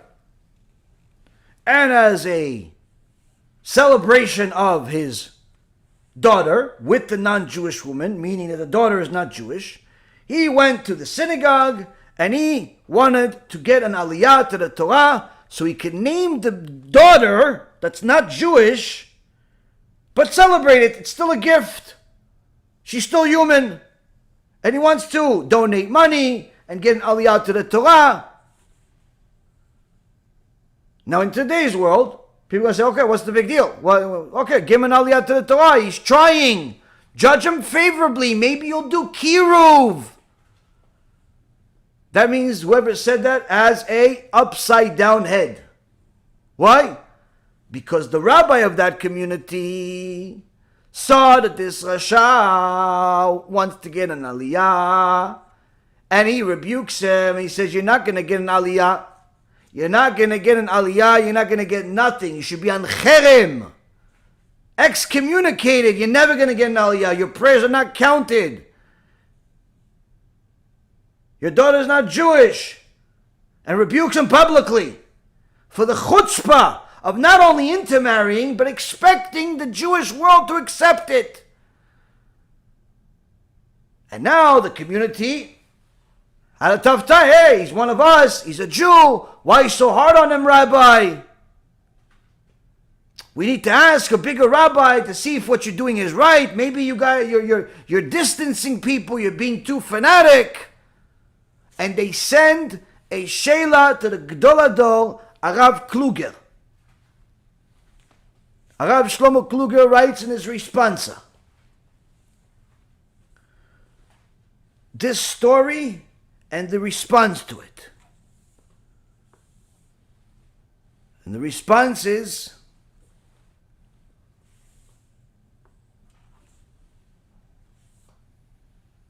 praiseworthy is this tzaddik that did this. May I have the merit to be at his feet so I can kiss them. And may I have the merit to have my next world be like his. Surely what he did is right. He is considered like Pinchas. And then he goes to town about how wicked anyone that thinks otherwise is. Needless to say how wicked this person that's intermarried is for intermarriage. Needless to say for expecting the Jewish world to accept it. But the part that people perhaps are not going to get initially without that first part that I mentioned to you, which is that the Rav Kluger says, this rabbi that rebuked him, this Jew that rebuked him, he's such a tzaddik, I wish I had the opportunity to kiss his feet. I wish my olam haba would be like his. Now, even if somebody does a mitzvah, Gdol Ador is asking to have an olam haba like his, yes. Why? To be such a man of truth at a time of test, it's not something that everybody can do. And if you can, you are the best representation of what we should all aspire to be. And everyone should love this rebuke. Why? Because of everything that I said that scared the living lights out of everyone that heard it for the last half hour. It's not about disliking personally the Jew that's married to a non-Jew. The rebuke is not because I dislike him because he's Sephardi or Ashkenazi or he's tall or he's short or he's rich or he's poor or I don't like his wife or I don't think shit. No. That rebuke to him, to the community, to us is because we know the magnitude of this crime in the eyes of HaShem. Because we know that each time he's with her, he is destroying lives, not just their own lives. He is destroying the Jewish community. He's delaying the Mashiach. He's bringing plagues to the Jewish world. He's bringing death to our nation. He's distorting the Torah. He is promoting idolatry. He's cutting off himself from a connection with God. He's murdering his own wife and children because they're going to get punished. This act is literally a silent Holocaust.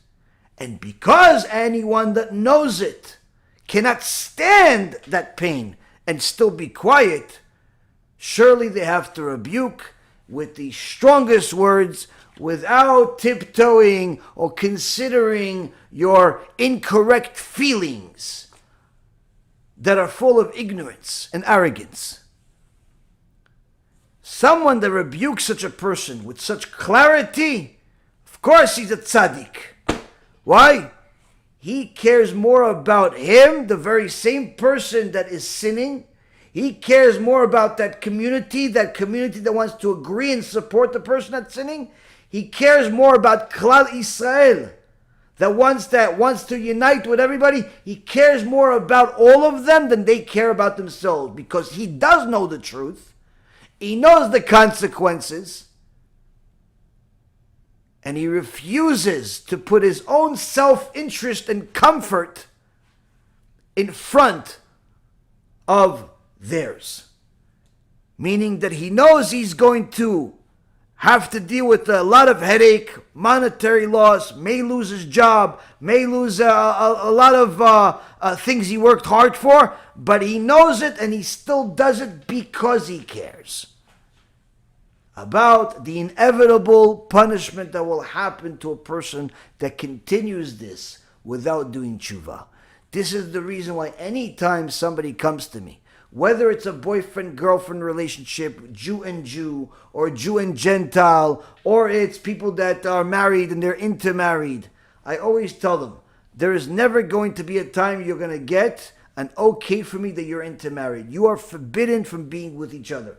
Whether you choose to continue or not, it's your business. I'll guide you the best that I can. I'll answer your questions the best that I can, but you should know that every single second you are together, every time you touch each other, you are in serious trouble. It's a miracle you're alive. Now, some people get taken back, they get scared, they run away, they take offense to it, but most people respect the truth. Why? It's not so common.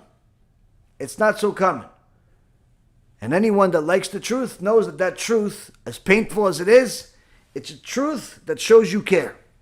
You care more about them than you care about your popularity and your profit, if you will. And in the end, you end up profiting a lot more because you now have yourself a few more people going in the right direction, more time than not. This is why, in the Jewish world, when it comes to the issues of intermarriage, when it comes to the issues of promiscuity, when it comes to the issues of homosexuality, of wasting seed, of all of these things, there is no sugarcoating the subject in any way. There is no tiptoeing around it. You have to speak clearly and you have to explain to people what the magnitude of the punishment is going to be in this world and the next, because that's the only language people understand. This is how the sages spoke. This is how the Rambam spoke. This is how the Shulchan Aruch spoke. This is how Rav Kluger spoke. This is how everybody spoke. Why? Because this is an issue that's not a new thing. Even the people changing their gender. You know, they decided that the guy is a guy and he wants to be a girl and he starts doing all these operations. It's also not new. These are things that we already had in previous generations. At the time of the Amoraim, at the time of the Rishonim, they discuss it halachically, saying that there is nothing new under the sun. These things are mentioned in the Torah. Nothing new in the world today. Nothing.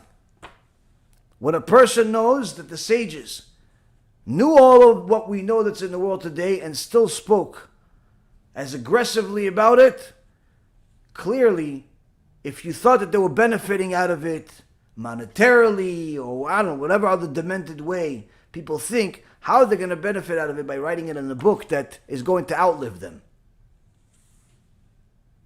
Why would he include the story with all of these issues? He could have just simply stated the halacha like the Rambam. Why does he have to put in the response of the actual story itself of what happened and who and what and when and how praiseworthy he is for publicly embarrassing this intermarried Jew? Because it is showing that you care.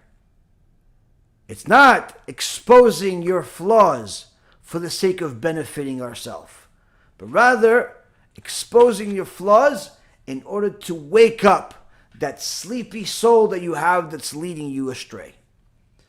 And of course, to warn all of the people that are watching from ever doing the same thing. With that being said, this, Rabotai, is an important Chametz that we have to remove. There are many other things I would like to say, but it has to do with a different aspect of Chametz, spiritual Chametz. Perhaps we'll have the merit to say it next week, because I'm sure you guys want to ask some questions. So I'll give you guys the opportunity after I get a drink. We'll take some questions. B'ezrat HaShem.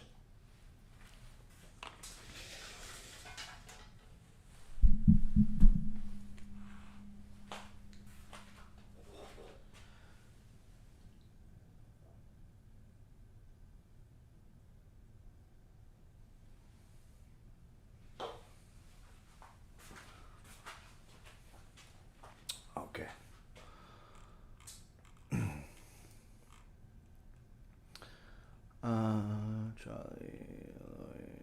Baruch. Okay. Okay, I answered that question in regards to Tzara'at. Okay, good. Dennis is asking, when an idol worshiper says, God bless you, excuse me, what repercussion does it have? Does it do nothing, or does it have a negative effect on the blessed person? How should a person react to these blessings? If one wants to be cordial, but doesn't want to say thank you or you too to such things, since the person that said it thinks about the idol and not HaShem. Simple, you could smile. You know, like one of those half fake smiles. Like this, that's it. And it has no repercussions. It means absolutely nothing. Their idols have eyes, but they can't see, ears, but they can't hear, legs, but they can't walk, and arms, but they can't touch anything. So their idols are meaningless. They have no power whatsoever. But if you allow them to touch you, if you allow them to make you repeat certain things, eat certain things, drink certain things, and once you get involved in the action, then you're in trouble. But if it's just simply words coming out of their mouth, it means absolutely nothing. It has no value whatsoever, has no significance whatsoever. They could pray to their idol right next to you, and it would mean absolutely nothing. This is why sometimes you'll see that the Rishon LeZion and many sages in past would sometimes, in order to have positive relations of peace with the nations, would sometimes meet. And you'll also see in recent years, you see certain pictures of the Rishon LeZion, different big rabbis praying on for, let's say, the health of the world when there was the corona, and other times where they pray right next to a bunch of idol worshippers. How could the holy Rishon LeZion, head rabbi of Israel, both for the Ashkenazi world and Sephardi world and other tzaddikim, pray right next to an idol worshipper? Simple. I'm praying to God. He's praying to his idol. My prayer counts. My prayer is actually doing something. His prayer is just air. It means absolutely nothing. It creates nothing. It's the only thing it does is bring him sins upon him, but it has no effect on me. So his words mean nothing, and it's important to know that. But also important to know that if you want to be cordial and so on, then you can't say amen or anything like that, but you could smile, and which is perfectly fine. Jeremy's asking if a Jew is a Jew allowed to use the Apple credit card. It's run with Goldman Sachs, so I'm not sure if the fact that they're Jewish plays a role. I remember you said something, if a non-Jew owns it, it's not an issue. Goldman Sachs is not Jewish. Goldman Sachs is a public company. Once a company becomes a public company, then it's owned by shareholders. So it's not owned by just Jews, it's owned by Jews, Gentiles, and we have to work halachically based on the majority. The majority of the world are Gentiles, and therefore we could safely assume that the majority of the shareholders of all of the companies out there are Gentiles, and it's not Jews, and therefore it's this is not considered a Jews lending to Jews. Not an Apple credit card or even Bank Leumi and other banks that are stated in Israel and different parts of the world. Many of them are not owned by a single person. Many of them have shareholders, even if they're not a public company. They're a private company, but there's multiple entities that own them. So this is allows a person to use and take loans from them and pay interest, because you're not paying interest to a Jew, you're paying it to an entity that's owned by a bunch of Gentiles. Law of electric oven on Yom Tov for cooking. Well, if you have a timer, as far as electric oven, if you have a timer to turn it on and turn it off, then you can use it. But generally speaking, when it comes to electric ovens, it's very hard to. I haven't found anybody that knows how to use it properly. To turn on and off and so on. It takes a little bit of knowledge as far as mechanics and so on.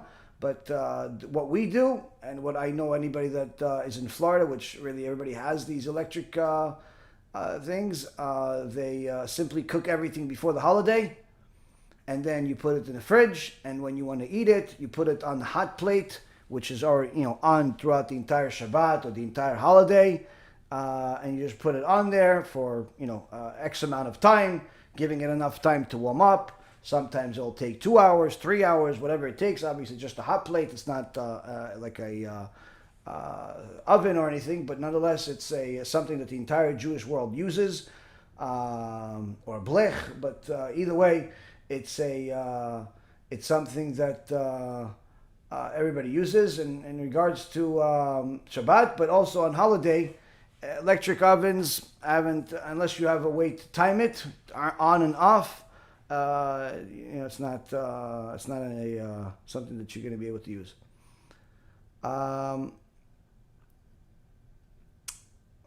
Robert is asking, Rabbi, I've been searching for a lecture where you explain why Am Yisrael needed a tabernacle in the desert after the golden calf, but I just can't find it. Can you point me in the right direction? I don't remember all of my lectures off the top of my head, but it has to do with the parasha of the golden calf, where you have Am Yisrael needed to fix the sin that they made, and one of the ways to fix it is by having this tabernacle. If they didn't sin, it wouldn't have been the same. Same thing that if Adam HaRishon didn't sin, then there would have never been. He would have never died. In fact, if Am Yisrael would have never sinned, they would have never died. But as far as which lecture I say all of these things, I don't remember. One thing I can tell you is that it's most likely in one of these Stump the Rabbi lectures, because usually that's the lecture that I discuss the most amount of topics. I don't remember, any lecture that I made that the topic, the tabernacle, the topic. So it's most likely one of these Stump the Rabbi lectures, but I don't remember which one it is.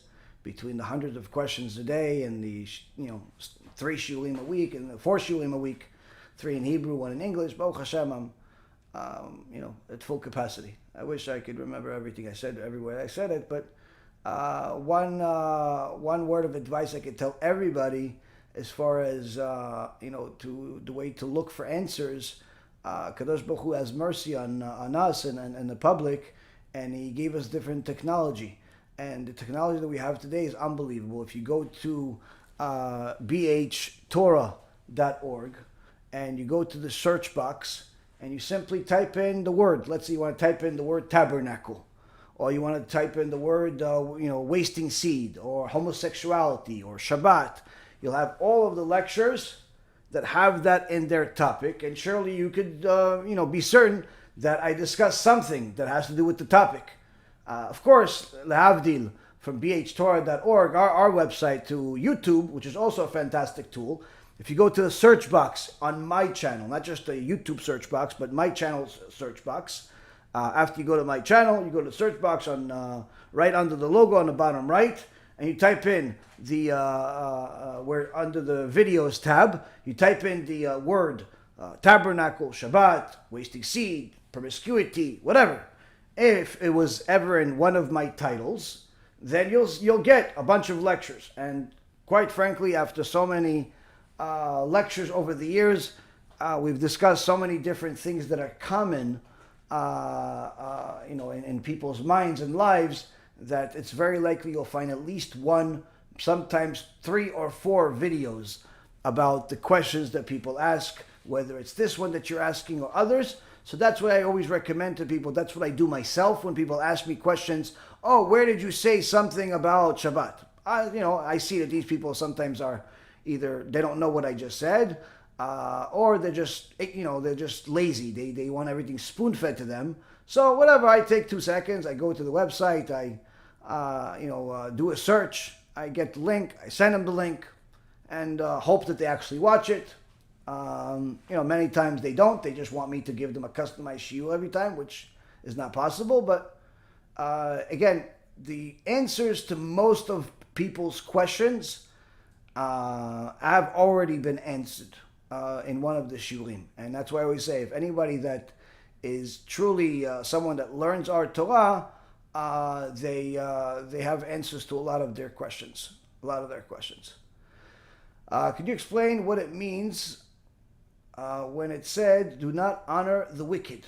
Sure. Not honoring the wicked is something that is very common in the world, where people respect people because they have money, because they have a position of power, and they kiss up to them, even though these people could be openly homosexual, openly enemies of the Torah, and so on. So to give such people special respect, a special treatment is not only inappropriate, it's forbidden. Unfortunately, it happens very often where you have different religious figures, rabbis sometimes, where they know that somebody doesn't observe Shabbat, is not a straight person, not a decent person, but he donates a lot of money, so they say all types of false things about him. Oh, he's such a righteous person, he's such a tzaddik, such a good person. In reality, everybody knows he's not a tzaddik, and he's not even the yeshua of a tzaddik. So doing that, giving that honor, that special respect to that wicked person is forbidden. It's forbidden according to the Torah. Now, you don't necessarily always have to insult them and fist fight them or anything, but to give them honor is certainly forbidden. Certainly forbidden. You can get them closer without lying to them and lying to yourself that they are better than what they are. David is asking, regarding Kabbalah, can you explain what is forbidden by a Jew? I heard other rabbis discussing amulets, black mirrors, etc. Is this considered divination? Okay, so the divinity that the nations use, such as the tribe of Azare in the Congo, in Sudan, in Africa over there, that is no different than the acts of the necromancers of Egypt. Okay, so if you go and you type in Zare or Azare, it's called both. This is a nation of people that is full of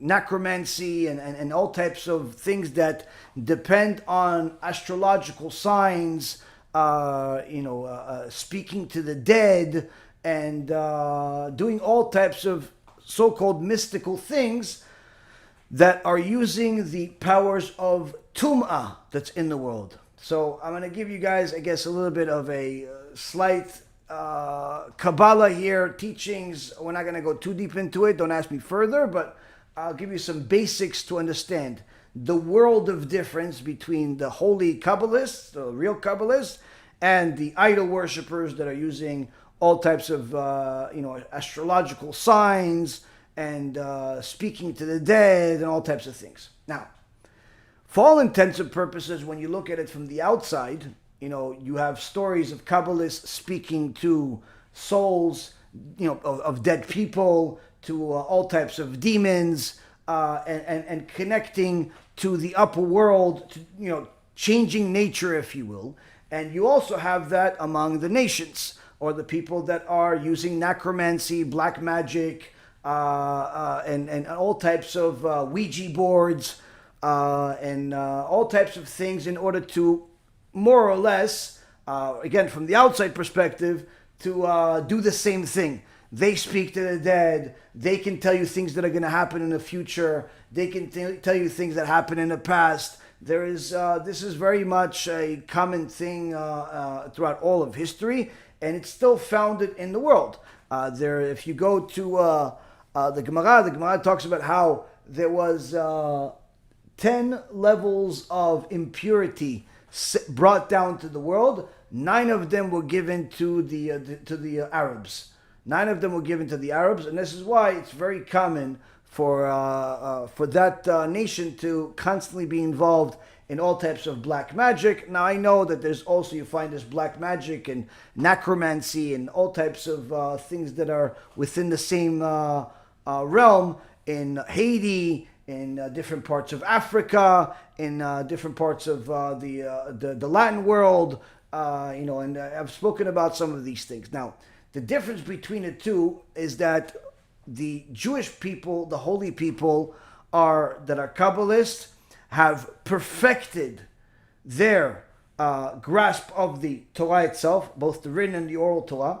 If you read some of the stories of, let's say, one of the greatest miracle workers that we've had in recent history, the Baba Sali, that I can tell you, a lot of stories about.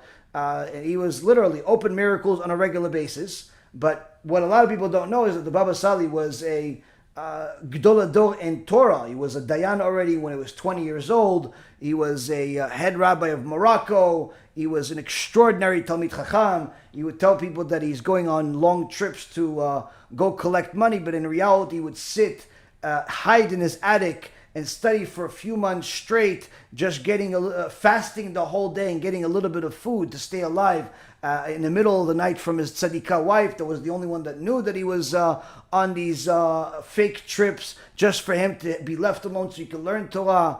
The way that he treated the Torah and how much he learned it is beyond what most people understand.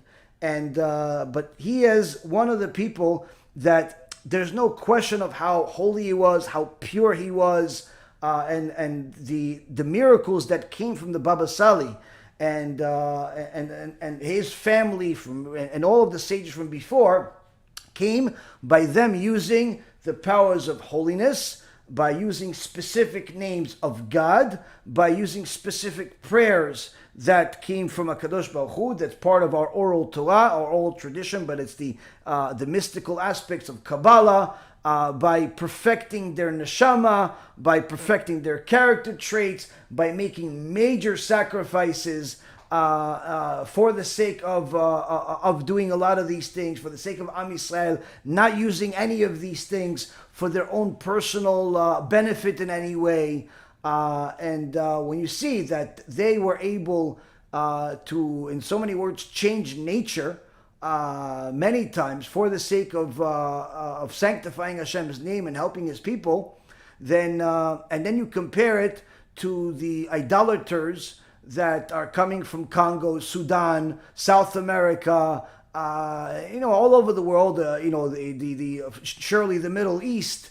Many of them have this black magic. If you just simply go to Yaffo, there's some Arab woman over there that's probably 1,000 years old, it seems like, that can tell you things about you and can tell you the future, and it happens. She's right. She knows what she's talking about. But it's all using black powers. It's all using impurity. It's all using impurity, and it's in essence getting the strength from the sitra achra, from the Satan, from the evil side, the bad side, the impure side. So they have some significant powers. They're able to talk to the dead. They're able to tell you things that happen in the future. They're able to change nature sometimes. They're able to do a lot of different things if they know what they're doing. I mean, for sure you know that most people that say they can do on both sides are fakers. Some people pretend to be really righteous, Jews and Kabbalists, and in reality they're not even someone that could spell Kabbalah. They don't know anything. But they sell it because it's marketable and people are ignorant. And the same thing on the other side. People that pretend to be a sheikh or some type of imam or some type of shaman or some, even a descendant of the Mayans or something. I don't know, like one of these tribes. They'll tell you they can do all these different magic and they can't do anything. They can't do anything aside from go to the bathroom and eat. That's all they can do. But there are some that can. And they know how to use these different spells and different words and different sacrifices to the Satan. They bring animals, they bring blood, they bring seed. Surely there's a lot of horrible things that happen as part of their servitude of their false god. This is not new. This is something that was already in Rome. This was something that was already in Egypt. This is something that was already in Christianity. This is something that's all over the world today. The people that know how to use these things can do different things, and they could speak to the dead, and they could do a lot of things. But they're doing it for, number one, self-interest. Number two, as a servitude to the Satan. Servitude, they're giving up life for the sake of what they're doing. They're not doing it for the sake of people. They're doing it for reputation, for money, for things like that. And they deal with a lot of evil things. And HaKadosh Baruch Hu created both of these in the world because everything has to have a core, something that's corresponding on the opposite. Ze keneged ze bara Elokim. So when it comes to the Kabbalah, in order for a person to ever even try to delve into the world of Kabbalah, first and foremost, they have to be an expert in all of the basics. Meaning, they have to know halacha, they have to know Gemara, they have to know Shulchan Aruch, they have to know Chumash, they have to know Tanakh, they have to know a lot of information, but not a lot just because they're going to start being tested about it, because they need all of those tools in order to perfect their neshama, their soul. Because if I tell you, for example, the basics of Kabbalah, the basics of it, 99.9999% of the world will not even understand anything that I'm saying. Like without an exception. I give you an example. Okay, I'll give you an example. If you open up your Siddur, you'll see that we say a prayer called Ana B'Koach.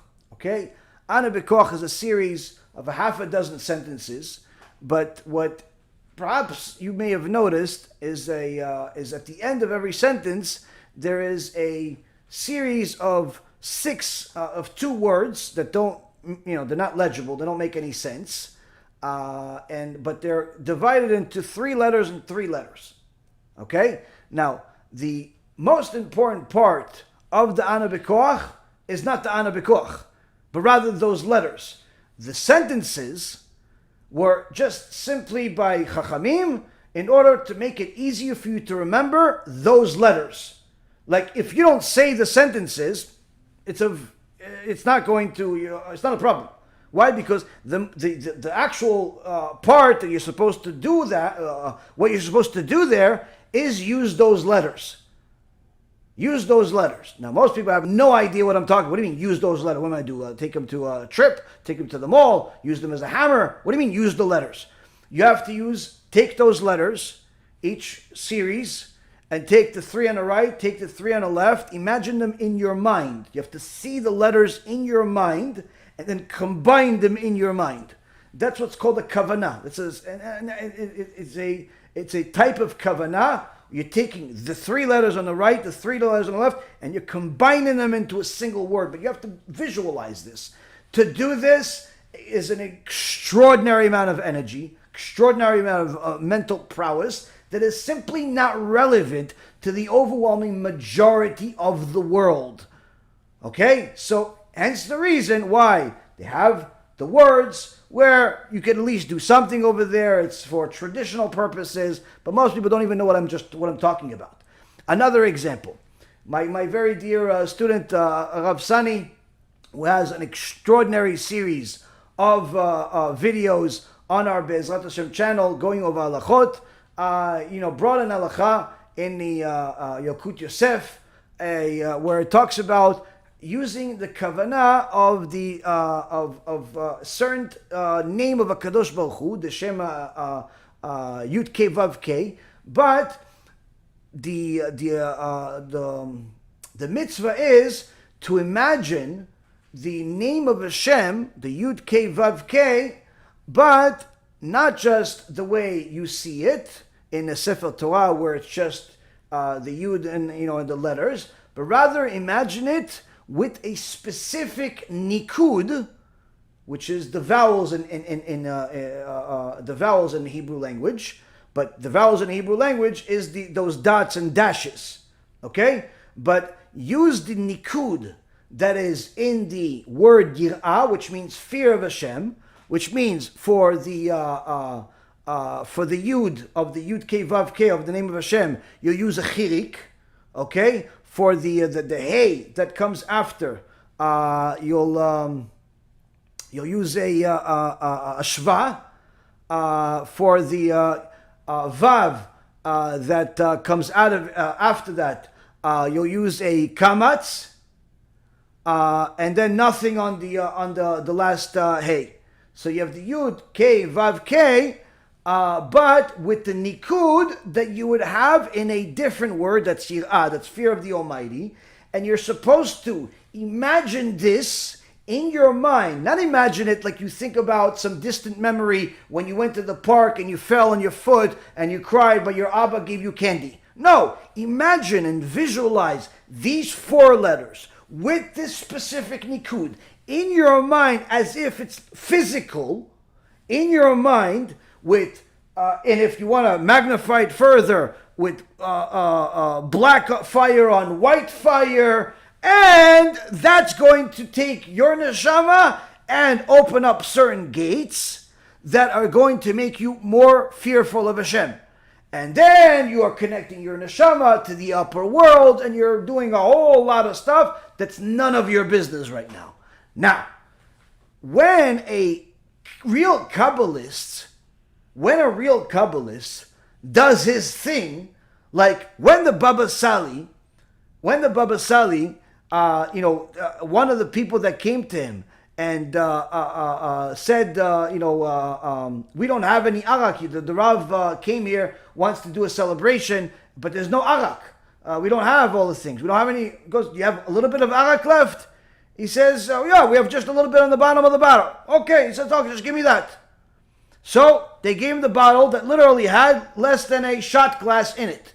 The Baba Sali covered his arm. We put like a towel over it, and said, "Give me your glass." Gave him the glass. He poured a full cup. Gave me another glass. Pulled a 4 cup. The whole night, he's pouring glasses and glasses of arak for dozens and dozens of people, as if he has not 1, not 2, but like 10 kegs of arak from a bottle that has a little bit.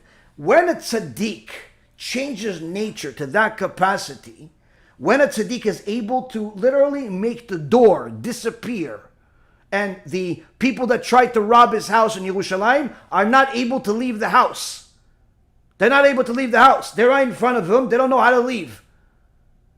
When you have tzaddikim that are Kabbalists change nature, they're not doing what I just explained to you. What I just explained to you is not even first grade. It's not even preschool of the Kabbalistic world. To imagine the name of a Kadosh Baruch Hu as black fire on white fire, to imagine the name of a Kadosh Baruch Hu with a specific nikud in your mind, to imagine the specific names that are either comprised of 2 letters or 3 letters or 6 letters, all types of things that sometimes you see people printed out on little cards and laminated and put it in their wallet thinking it's going to do them any good. The reality is to make all of these things happen, it takes a lot. It takes a lot. There's a video I remember watching where there's a person that had a machine to measure the aura, to have a visual of the aura of a person. He went to Rav Mordechai Eliyahu and he asked the Rav, I want to see your aura with this machine. Can the Rav please put on a tefillin? We want to see your aura once you put on tefillin versus once your natural is already like an angel. We want to see what you are with your tefillin. And the Rav Mordechai Eliyahu, that was a very well-known Kabbalist and Tzaddik, he says, no, it takes too long. What takes too long? If I asked any of you to put on tefillin, tell me it takes me, I don't know, 2 minutes. 2 minutes, you have your tefillin on, and in 5 minutes you could put Rashi and Rabbeinu Tam. But the Gdol Adol, Rav Mordechai Eliyahu, says to the guy, no, it takes too long to put it. You can't do it. It's too much to put on tefillin. Why? Because he doesn't put tefillin the same way as you do. Doesn't put tefillin the same way I do. He's not a regular person like us, where we just put something, it's just a little box on our head, and hopefully we don't think about anything garbage in our mind. Okay? It's not the same thing. When they're putting on their tefillin, they're thinking specific names. They're taking their neshama to different places. They're seeing different things. Things that are above our pay grade. And a person needs to understand that the holiness that's required to do some of these things is not something that's comprehensible even for the public. Hence the reason why real Kabbalah you'll never find in a book. Real Kabbalah Ma'asit, like serious Kabbalah, you're not going to find it in a book. In fact, the books that you will find in Kabbalah that are actually have Kabbalah in them have intentional mistakes in them by the Kabbalists that wrote them and put them together. Intentional mistakes. Why? To make sure that it doesn't fall into the wrong hands, and only the people that truly know Kabbalah will show you where's the mistakes that are intentional, where it's this, where it's that, because it's not for everyone, because you could literally change nature, you can jump from place to place, you could do a lot of things. But again, all of it is using the powers of holiness that require a person to perfect themselves, where anger simply does not exist. They cry daily over the fact that not only there's no Bet HaMikdash, they cry because the Shechina is further from us. The Baba Sali, he lived in Netivot, but he bought an apartment in Yerushalayim that he would only go there once a week. Once a week he would go there just to cry the whole day. Why? He wants to feel like he's not at home because HaShem doesn't have his home. So I want to feel a little bit what it feels like not to be home. And he would literally spend that day over there learning Torah and crying. You ask an average Jew, or an average person in general, to cry over the massacres that are happening out there, to cry over the poverty out there, to cry over some of the things that happen to their own family. You can barely get a little crocodile tear. You ask people to cry on Tisha B'Av. People don't look at you like, what? What do you mean cry on Tisha B'Av? Why am I crying? You ask people to cry over the destruction of the Bet HaMikdash. They'll tell you, just build another one. Like, the average person has no concept of what it means to cry over the Shekhinah, to cry over the fact that we're in the exile, the fact that there's, that we don't know anything, that it doesn't matter how much you do, you're still in debt to everything that HaKadosh Baruch Hu already gave you, that you haven't even acknowledged that you received it. A person does not understand how much of a deficiency he is in.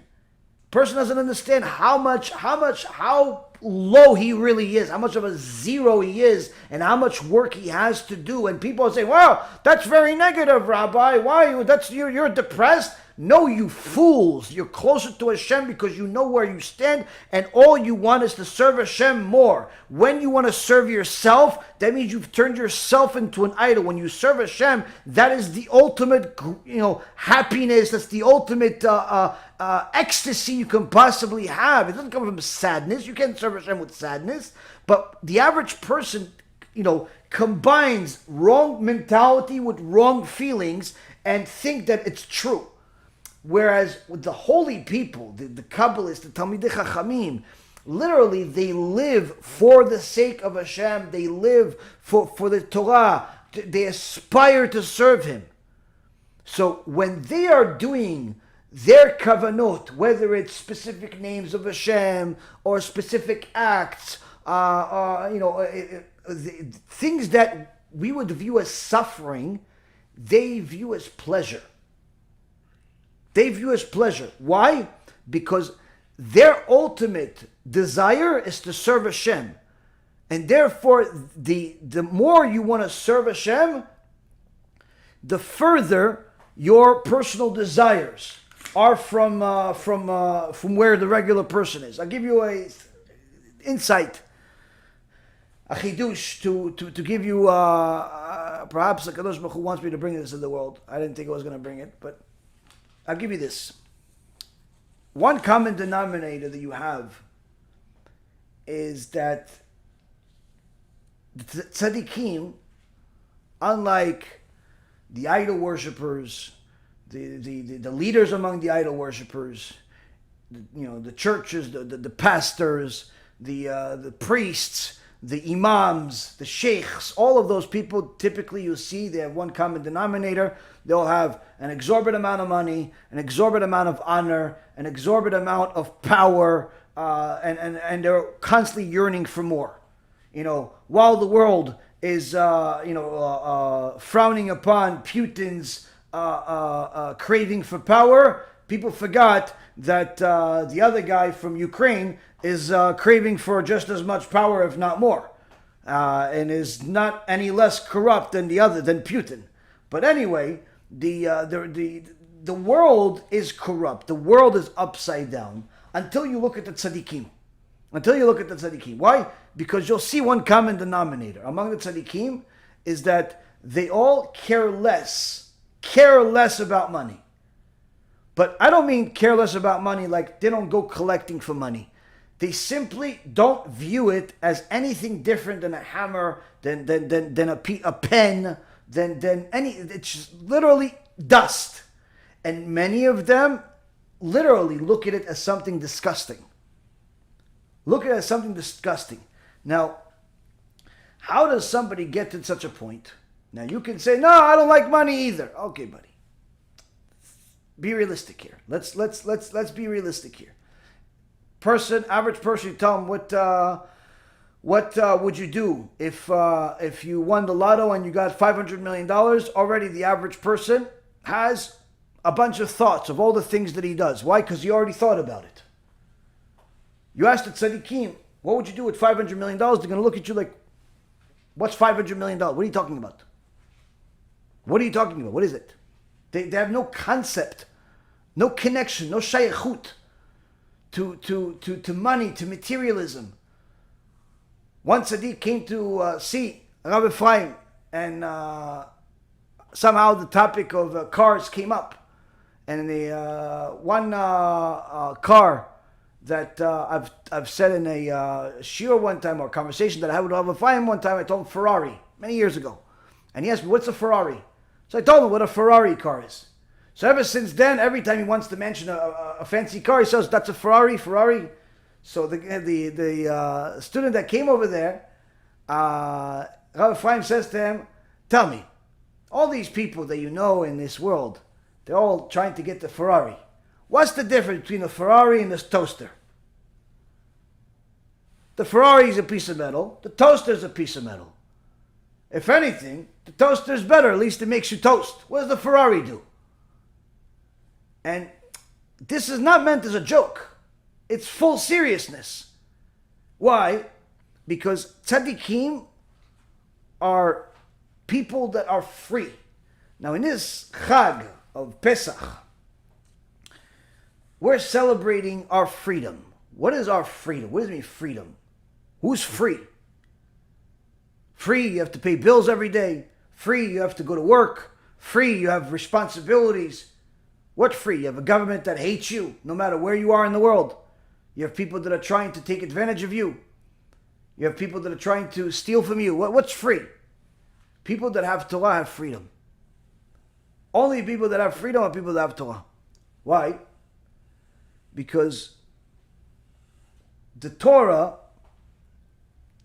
when a person really delves into it and lives Torah, they develop a freedom from the addiction to the physical desires that drive the world crazy. By unveiling the disguise that those desires have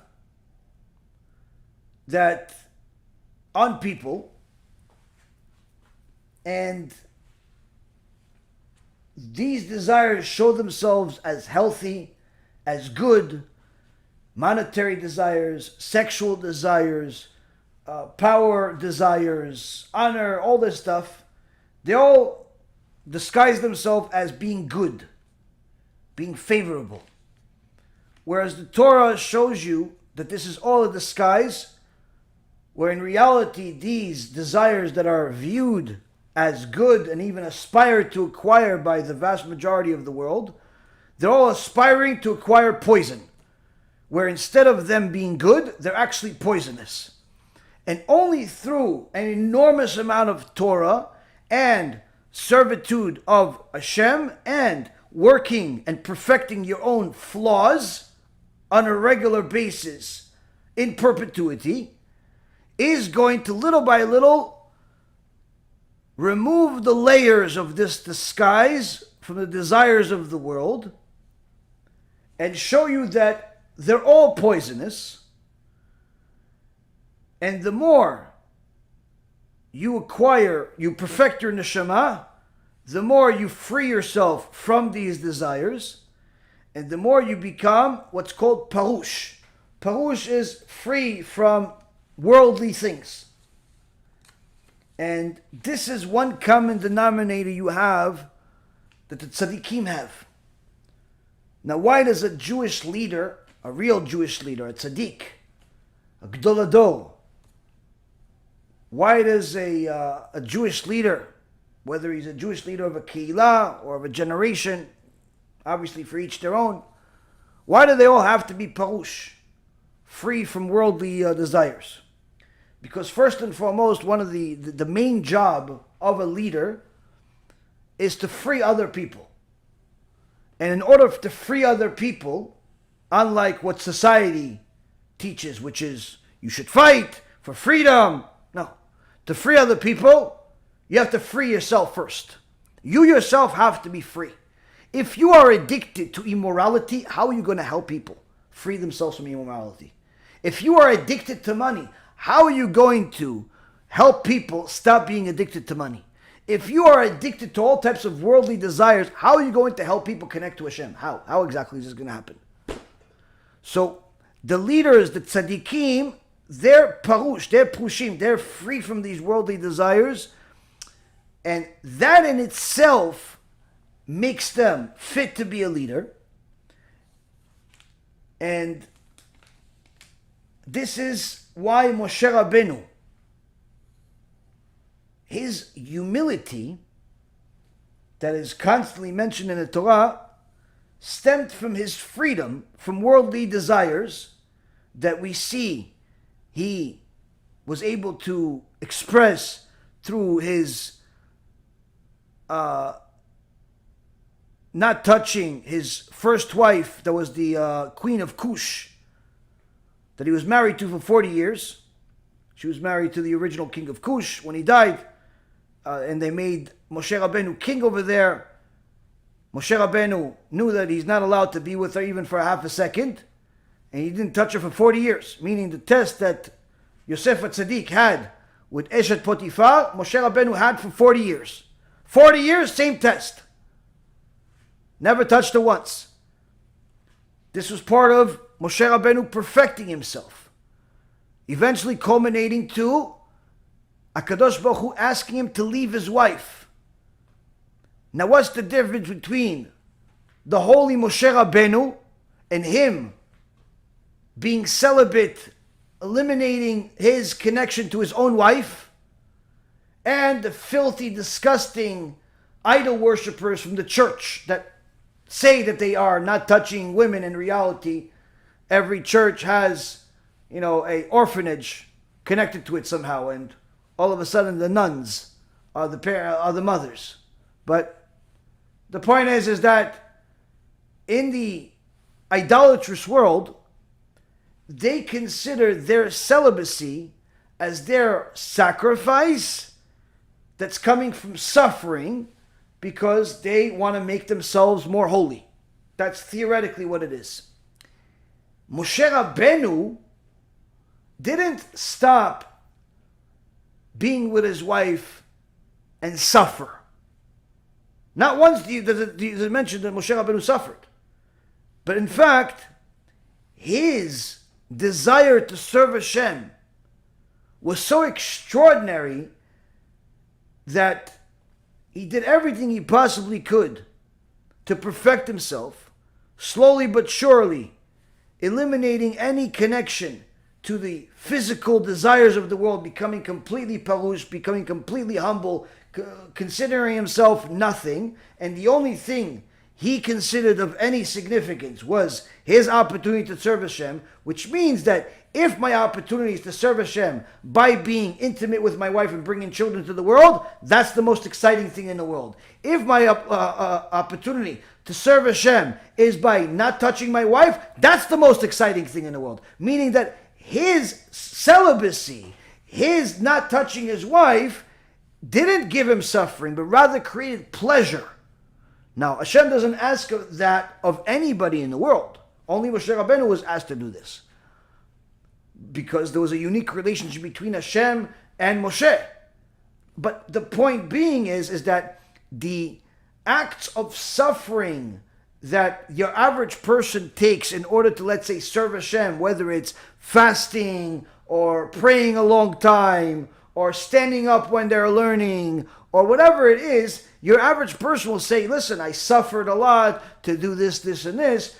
But the tzaddikim, they enjoy it.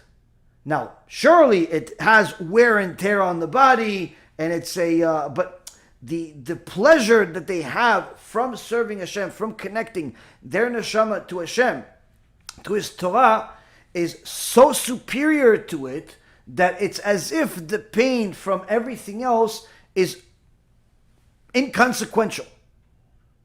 So when you have the tzaddik that is leading a generation, HaKadosh Baruch Hu specifically wants this tzaddik to not be one that is looking for any type of credit, any type of honor, because a person who doesn't have the desire for credit, the desire for honor, for anything,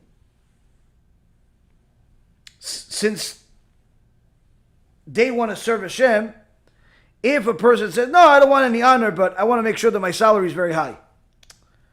A real tzaddik is not only not looking for any credit, but he detests it. He doesn't understand what does that have to do with anything. Why? Because the tzaddik desires to serve Hashem so much that he views everything that he's doing as simply fulfilling his own desires. Meaning, I'm fasting, I'm learning, I'm writing, I'm this, whatever he's doing, that is what gives him pleasure. He is, in essence, that is his new desire. That is his only desire. As Rav Tzion Abba Shaul said about Rav Ovadia. Rav Ovadia had no desires. Not for food, not for this. He has one desire. Learn Torah. That's it. Only desire that he had. So in essence, when you give someone that desires Torah, someone that desires to be closer to Hashem, and that's it, and you talk to them about sex. You talk to them about money. You talk to them about honor. You talk to them about, reputation. You talk to them about, popularity. It's not that they don't want it. They don't have an idea what you're talking about. They're so disconnected from it that, are you sure you're talking to the right person? No, Kvod Harav, you're the biggest rabbi in a generation. What are you talking about? I'm just a simple Jew learning Torah. That's what they're all going to tell you. Because all that credit that the fools look for, the ones that don't deserve credit, look for, the real tzaddikim don't even know what it has to do with them. Why? Because for them, their desire is to serve Hashem, and they're simply fulfilling their desire.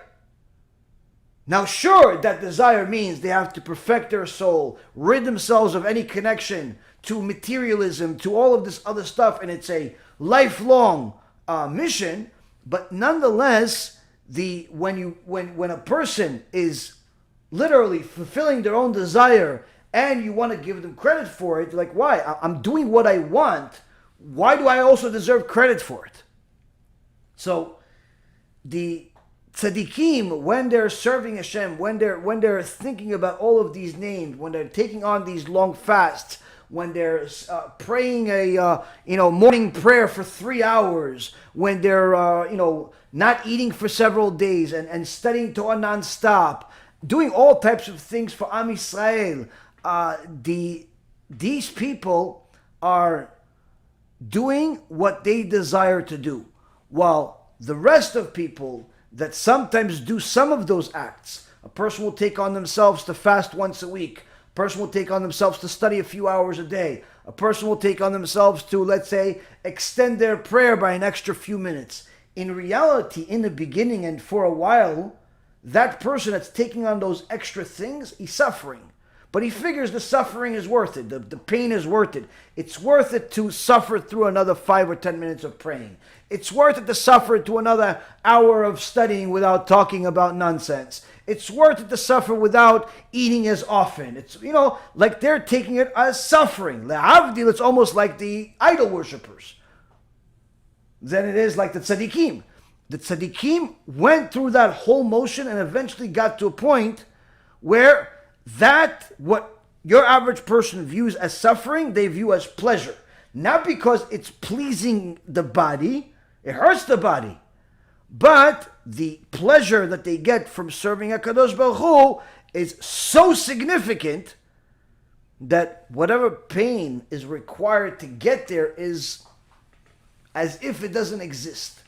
And this is the reason why there are multiple stories about Rav Yaron Kotler alav shalom, Rav Ovadia alav shalom, and several other tzaddikim that needed to have life-saving surgeries on them while they stayed awake, and they were able to have these surgeries that on their back, on their lungs, on different body parts, like full cutting, full-blown surgeries, while they were learning Torah, with no anesthetic, with no shots, with no nothing. But they were learning Torah. And eventually, when they would tell them to get their attention after the surgery was done, they'd tell them, okay, when are you going to start the surgery? What do you mean? We finished the surgery. You've been operating on you for 10 hours. No, come on, stop kidding me. Start the surgery. How is that humanly possible? Again, it's not humanly possible. It's tzaddik possible. So when you have those people, those tzaddikim, those holy neshamot say something, whether it be the teachings of Kabbalah, Halacha, Gemara, whatever they say, versus the filth bottom of the barrel of the world, necromancers, idolaters, heretics, ignoramuses, atheists, you realize why we are so aggressive against the latter. Because when you have the words of these holy people versus these impure people, you realize how much of a world of difference is between the two. Now again, Moshe Rabbeinu is named in the Torah because nobody's going to be like Moshe Rabbeinu as a prophet. But the 70 elders were not named. They were not named. Why? For us to know that somebody that's like the 70 elders could exist in every generation. This is why we value and expected to respect and honor the Chachamim, no less than we honor Hashem, because that's His soldiers, that's His representatives, those are the people that are doing everything that's humanly possible and not humanly possible for the sake of their servitude of Hashem and for the sake of loving Am Yisrael. So this is why certain people that connect to a certain tzaddikim, this is the reason why those tzaddikim have that ability to have so many people follow them. It's not because they're the greatest speakers or because they wrote the best books. Many times, most of their followers are not even aware of everything that they wrote and everything that they said. But they connect to the tzaddik. They connect spiritually to the tzaddik. And this is throughout all of the generations. This is why when you read the books of the Chachamim of previous generations, you connect to them. It's more than just knowledge. There's something spiritual there. And that tzaddik did something that your vast majority of the world, throughout all of the generations, were not willing to do it. For the sake of Hashem. Not for his own sake. For the sake of serving Hashem. Not for the sake of serving himself, of benefiting himself. And there's much more we can say. But this is a topic that a person is not necessarily always going to connect to or even understand. But even Rabbi Ovadia said to his Talmidim to sometimes, when they teach regular people, to teach them something really, really complicated that they know for sure that the people are not going to understand, just for the people to know that the Torah is not always simple stories and that everybody understands. There is some complicated stuff that you have to be a Talmid Chacham to know. One thing I can tell you is a good analogy to understand at least the part of the mentality of the tzaddikim is that when you are in a good position mentally and spiritually, you say, oh, everything is for the good. Everything is for the good, right? Nachum ish gamzu, everything is for the good. Moshe Rabbeinu, when he was asked by Tzipora, or told by Tzipora, thank you very much for saving our life, Moshe Rabbeinu didn't say everything is for the good. That all these criminals came to you because everything is for the good. What did Moshe Rabbeinu say? Moshe Rabbeinu says, don't thank me.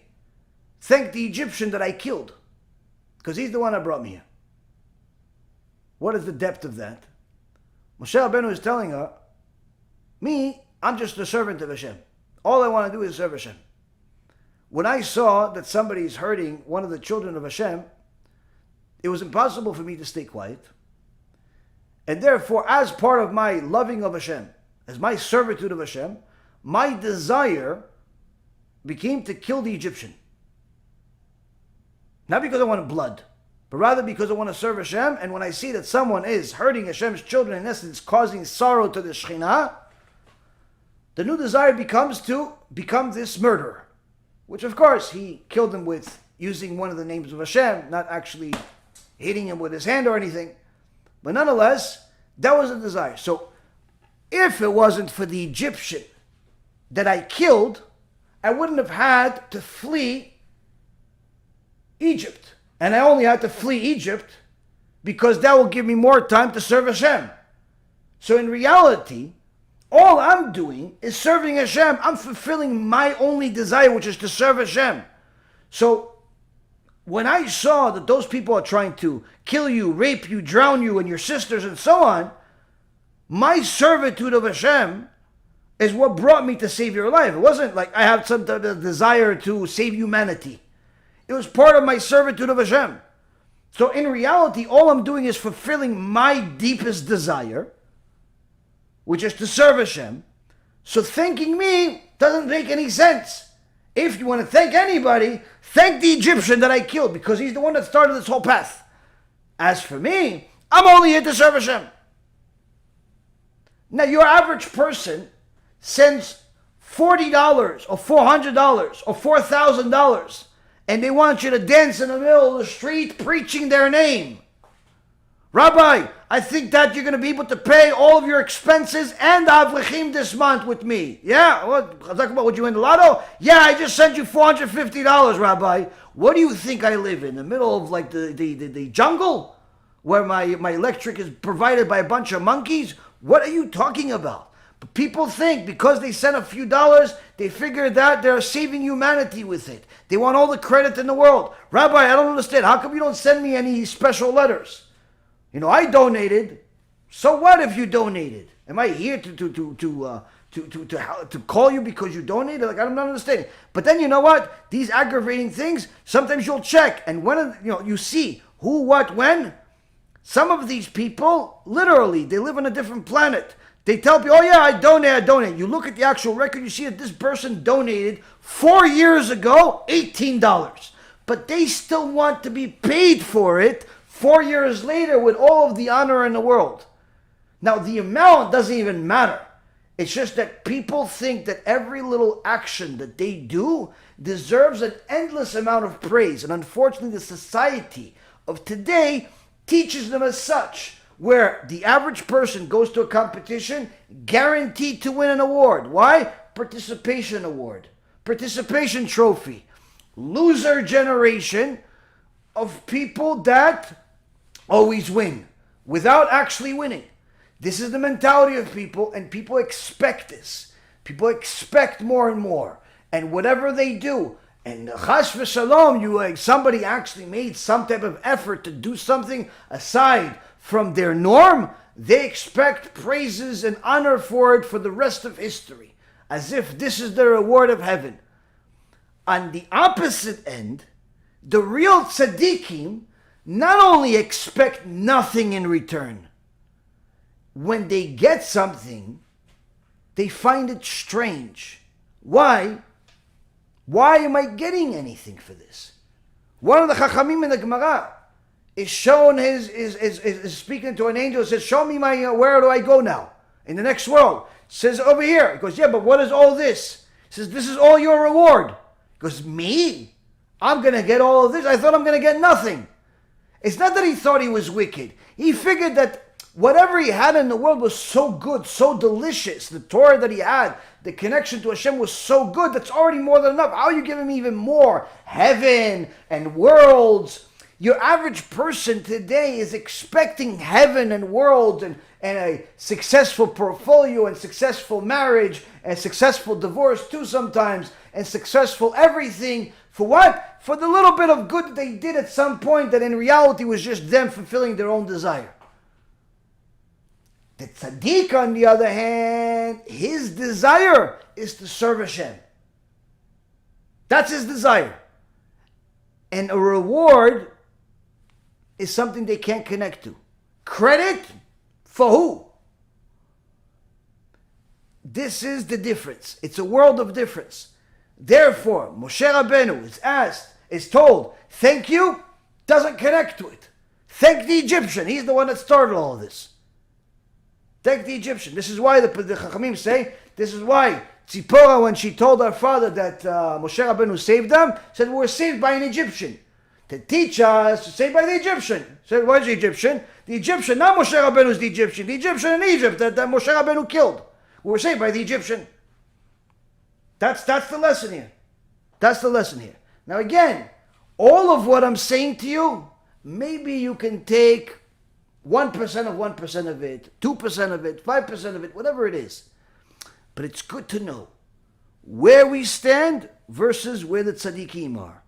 Where our holy Torah is, all aspects of it, all parts of it, with the oral Torah, written Torah, Kabbalah, mystical, halacha, Gemara, everything. Where that is versus where the lies, heresy, idolatry is. It's important to identify the truth and separate it as far as possible from the lie. To be able to distinguish it between, just like you distinguish a gold to sand, just like you distinguish food versus filth.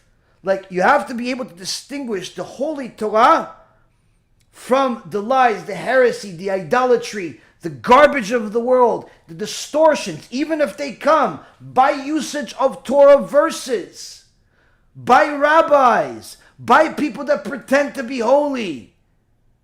You have such a clarity on the holiness of the Torah, on what good really is, versus fake, falsehood, garbage, that to you, it is no different than identifying the difference between filth that comes out of bodies versus delicious food that you eat for Shabbat. Just like you would never make a mistake in those, you should never be able to make a mistake in those. And the key is to aspire each and every day by using our forefathers, our teachers, our sages as something to aspire to be. Something to aspire to be. Work as hard. Do as much as you can. Now again, everybody has to know where they stand. They have to be honest with themselves.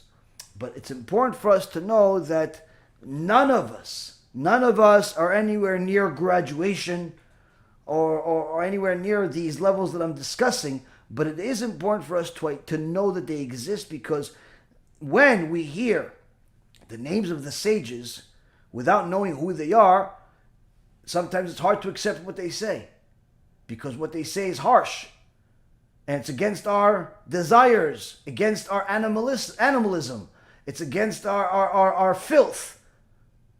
But when we realize who's saying what they're saying, automatically has a different weight. It's automatic. If I hear that Moshe Rabbeinu said this, and I just heard what I heard about Moshe Rabbeinu, automatically has a different weight. Oh, he's the one that said it? Oh, okay. That's right. Wait, but just 5 minutes ago you were arguing tooth and nail. Yeah, because I thought it was your idea. I didn't know Moshe Rabbeinu said it. Once I know Moshe Rabbeinu said, okay, fine. I'm going to argue with Moshe Rabbeinu. I mean, maybe I'm arrogant. I'm saying, yeah, but I'm not stupid. I'm not going to argue with Moshe Rabbeinu. The same goes with all the tzaddikim, and needless to say, with HaKadosh Baruch Hu. When a person understands who is his creator, and that his creator is the one that put this Torah in the world, there's no place for arguing. There's no place for it. So that's the thing. Important for us to know what's the truth, what's falsehood, and as much as possible to know where the tzaddikim were able to stand, and where we may be able to aspire to, at least to get parts of it. Jack is asking, you asked the question I asked the whole shir about. Oh, HaShem. Okay, you inspired me to have part of the shir about HaShem. Also, you get death penalty of breaking Shabbat, but sleeping with the sister, you get karet. It's death penalty too.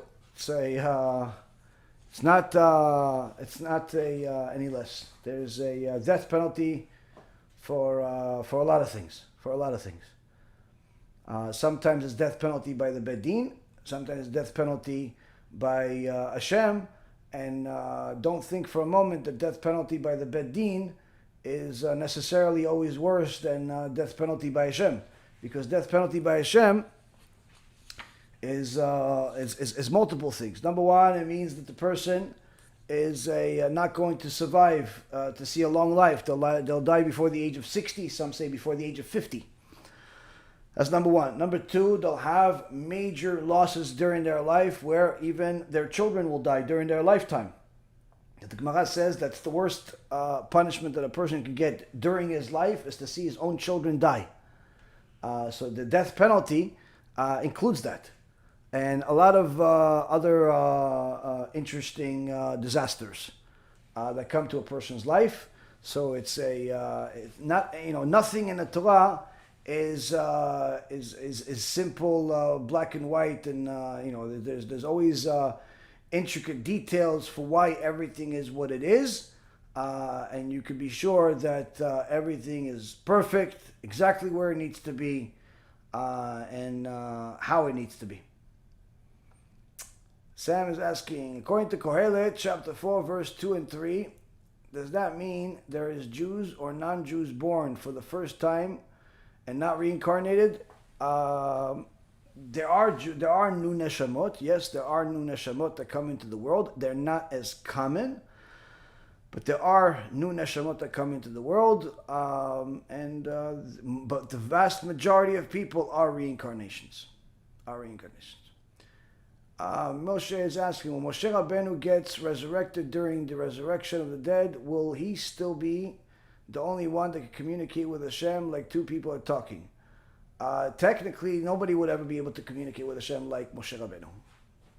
Not before and not after. Nothing. Nobody else. But of course, it's not everybody's going to be able to talk to Hashem the same way either. All depends on what they did in their life. Steve, is one allowed to redeem points earned from a credit card, considering the points earned are from businesses being purchased? I know some businesses don't accept points. Yeah, it's the company that is a credit card company that is giving the points is taking into consideration that not always the users of the card are going to be the ones that actually benefit from the points. They take that into account. Just like companies that offer different campaigns where if you do such and such, you'll get, X amount of stuff for free. You'll get $10 free. You'll get $50 free. And they know that some people are going to double dip, if you will. And they take that into account. And they know that some people that will turn their free service into a permanent service. And, they take all of this into account. And generally speaking, the companies do not exert energy to go chase after those people. It's only if those people end up making money off of their back, like for example the guy that was sent to jail after a trial against Microsoft for copying their software with the logo and in essence installing it in the computers that he built, which in essence gave him a financial benefit from it. So he is probably the only guy that ever, copied Microsoft software that Microsoft ever went after. There are endless amount of people that provide Microsoft and other software company stuff for free. They're all in the wrong. You're not allowed to take that stuff from companies. But if you're not the one that took it and you're benefiting from it, it's not viewed favorably from Shamayim. But as far as the law of the land and things like that, there's no problem really, because you're not really stealing. You're just benefiting from it. And even if a person looks at it halachically, it's really not prohibited. You're not the one that's stealing. But it's not a good thing to do. Either way, it's we see from there that the vast majority of people that take advantage of the so-called benefits or whatever, these different plans that these companies offer and take advantage of them a lot more than what they should, companies typically do not go after them legally. If you take software from a company, typically companies will not go after you. And from there, we know that if let's say somebody double dips, it's or not even double dips, if somebody simply benefits, like what you're saying, of something that he didn't actually do, he just acquired these points indirectly, the company doesn't care. They already took that into account when they created that plan. It's always important to comply with the law of the land, so long as the law of the land does not contradict the Torah.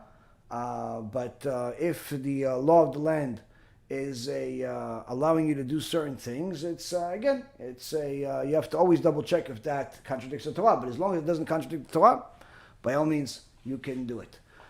Okay, one or two more questions, then we're done. Tilly's asking, I recently spoke with my cousin and I told him everything Hashem does is for the good. He responded, what was so good about the Holocaust? How can I effectively reply? I tried to bring him to tshuva. Please advise. This is too big of a question for the average person to answer because the answer to that question requires reconstructing his knowledge of what is truth, what is false, what is the purpose of this world. and who's the one that's running it. So I would not recommend you addressing it directly. I would recommend sending him shiurim about it. We have on my channel, we have a playlist called Holocaust Research. And over there are several shiurim that I discuss the Holocaust, and not where was God during the Holocaust, but where were the Jews before the Holocaust? Meaning, what did the Jews do in order to earn, the Holocaust as the punishment? So a person that looks at the Holocaust from the eyes of a secular person is never going to understand anything that I'm going to say. Like, for example, I'll tell you it was good because it was for the sake of the survival of the Jewish people. Now, the average person is going to think that I'm insane because 6 million Jews were murdered in cold blood, and I'm telling you that the Holocaust was for the sake of the survival of the Jewish people. That if it wasn't for the Holocaust, there wouldn't be a Jewish people today. Now, your average person that thinks from a secular mindset will think that is insane. But in reality, if a person understands the halachic ramifications of intermarriage and understands that the intermarriage rate at that time of preceding the Holocaust was at all-time highs. You had literally in certain parts of the world, like Germany, almost 90% intermarriage. People literally marrying non-Jews, Jews marrying non-Jews regularly, and even converting to Christianity and Catholicism by the dozens. Many of the people that lived during that time started the messianic movement of today. So it's not something that's truly behind us. It's something that we're still suffering from today. And if it wasn't for the Holocaust, then the situation would have continued to deteriorate until there would be no more Jews. So quite frankly, the Holocaust is what saved Am Yisrael, just like what the destruction of the Bet HaMikdash did, the first one, the second one, and all of the other disasters that HaShem has brought to the world throughout all of history. It wasn't for the sake of destroying Am Yisrael, but rather as a way to preserve it. Because we were not protecting ourselves, we were self-destructing, and if it wasn't for a harsh act by Hashem to remind us of our Jewishness and how precious that is, then we would have actually lost it. So this is similar to somebody having a major problem in one of their organs, or let's say having a diabetes in their legs, and the doctors, after doing all of the things they possibly can do, say that your only option right now is to cut off your leg. Now, of course, nobody wants to cut off their leg, needless to say 2 legs and arms, but they still do it. Why do they do it? Because they say, listen, it's better to cut off your leg and keep you alive than not cut off your leg, but you'll be alive, but you'll be dead, but with 2 legs. Dead, but with 2 legs. So sometimes you have to cut off and cause a lot of pain in order to preserve the main thing.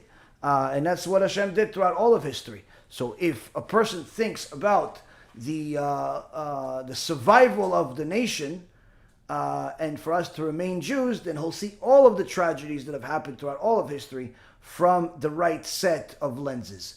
But if a person thinks that we're in this world to enjoy ourselves, we're in this world to be like the nations, then a person is clearly going to see everything as the opposite of what it really is.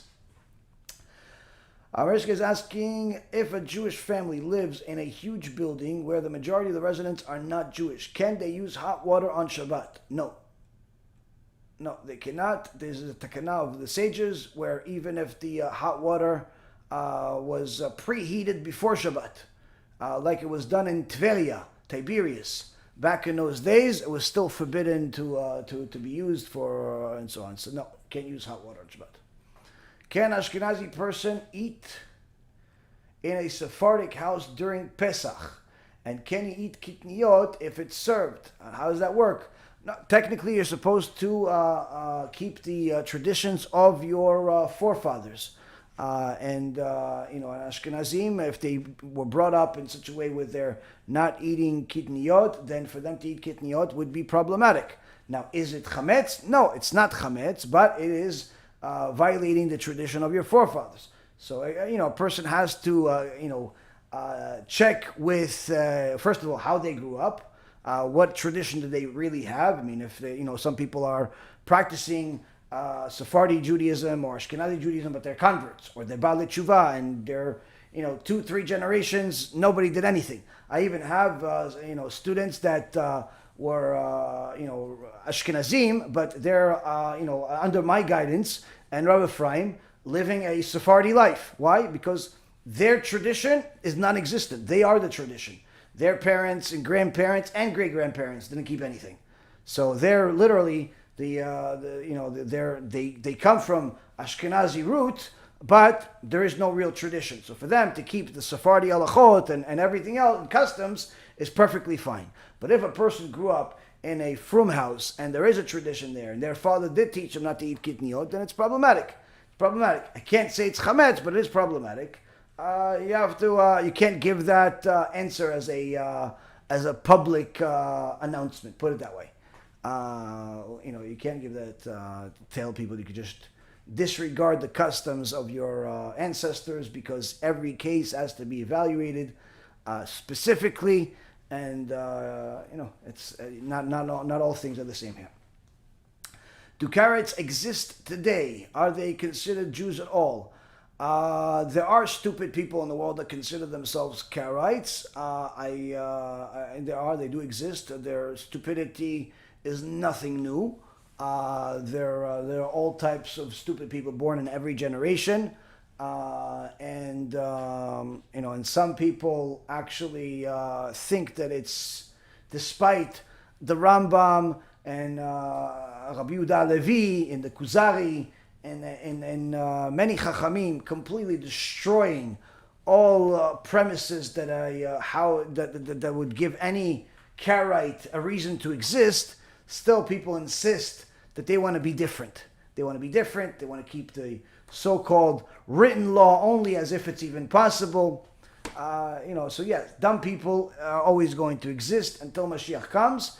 But you don't have to be a Karaite to be dumb. Secular, atheist, idolater, heretic, a Manis Friedman, a Y.Y. Jacobson fan. There's plenty of stupidity out there, and idolatry and heresy, and you could even find rabbis in the world that co-produce shows and events and videos with the idolatrous nations in the Christian world and invite them into synagogues. So there's no shortage of stupidity in the world. That is not new, and unfortunately that is not going away anytime soon until the Mashiach comes, where he's going to uproot it all from the world, BeEzrat HaShem.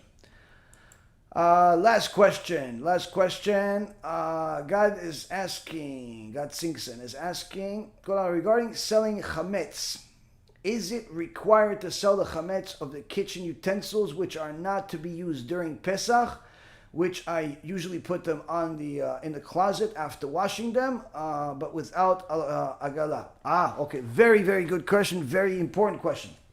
Okay.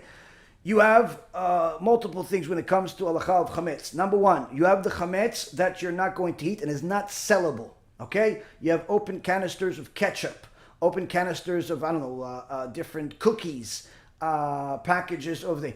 No one would buy that food. Therefore, that stuff you have to burn.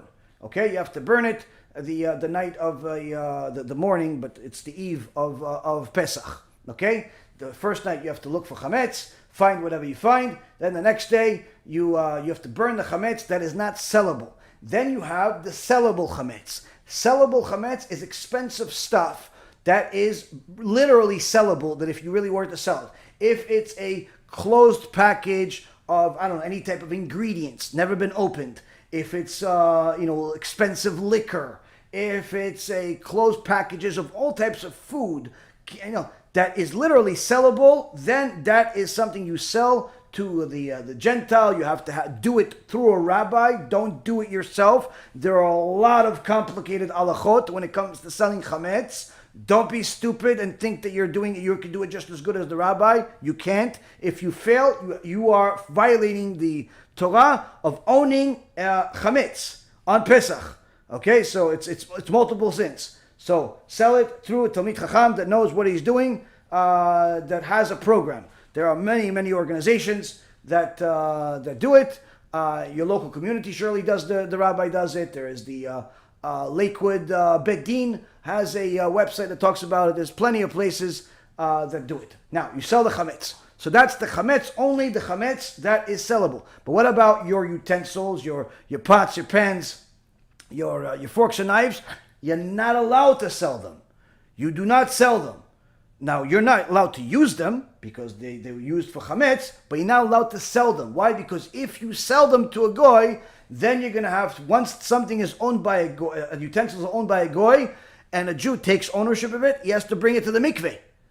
So if you sell your utensils to the Gentile, then after Pesach, you're going to have to take all of your utensils to the mikveh again. Now, unless you want that headache for some reason or another and you have nothing to do with your time, surely you could avoid it. So what do you do with your pots and pans and all that stuff? Put it in a closet and don't use it. Now there's an halacha. What about the taste? There's a taste that is absorbed by those utensils. That taste is not edible. That taste is not something that you can sell. That's not taste that you can acquire. That's not a taste that you have to be concerned over. So, halachically speaking, it's something that is just for the sake of intellectual stimulation, but there's nothing to do with it as far as there's no selling it, there's no cleaning it, there's no nothing. It's those pots and pans that have that taste from all the chametz food that you've used during a year. That's not a problem. So that's not a reason to sell those pots and pans. And again, like I said, if you sell those pots and pans, you will have to take them all to the mikveh at the end of the holiday. You have to take them to the mikveh at the end of the holiday. So only sell food, not pots and pans and utensils, but make sure that the food that you sell is in a separate part of your house that no one is going to enter, no one is going to use. Don't be one of these people that, for whatever reason or another, thinks that this is okay, where you're going to have one section of the refrigerator or one section of the food closet for kosher food, that's for Pesach, and one section of the refrigerator and the closet for not kosher for Pesach. Not allowed.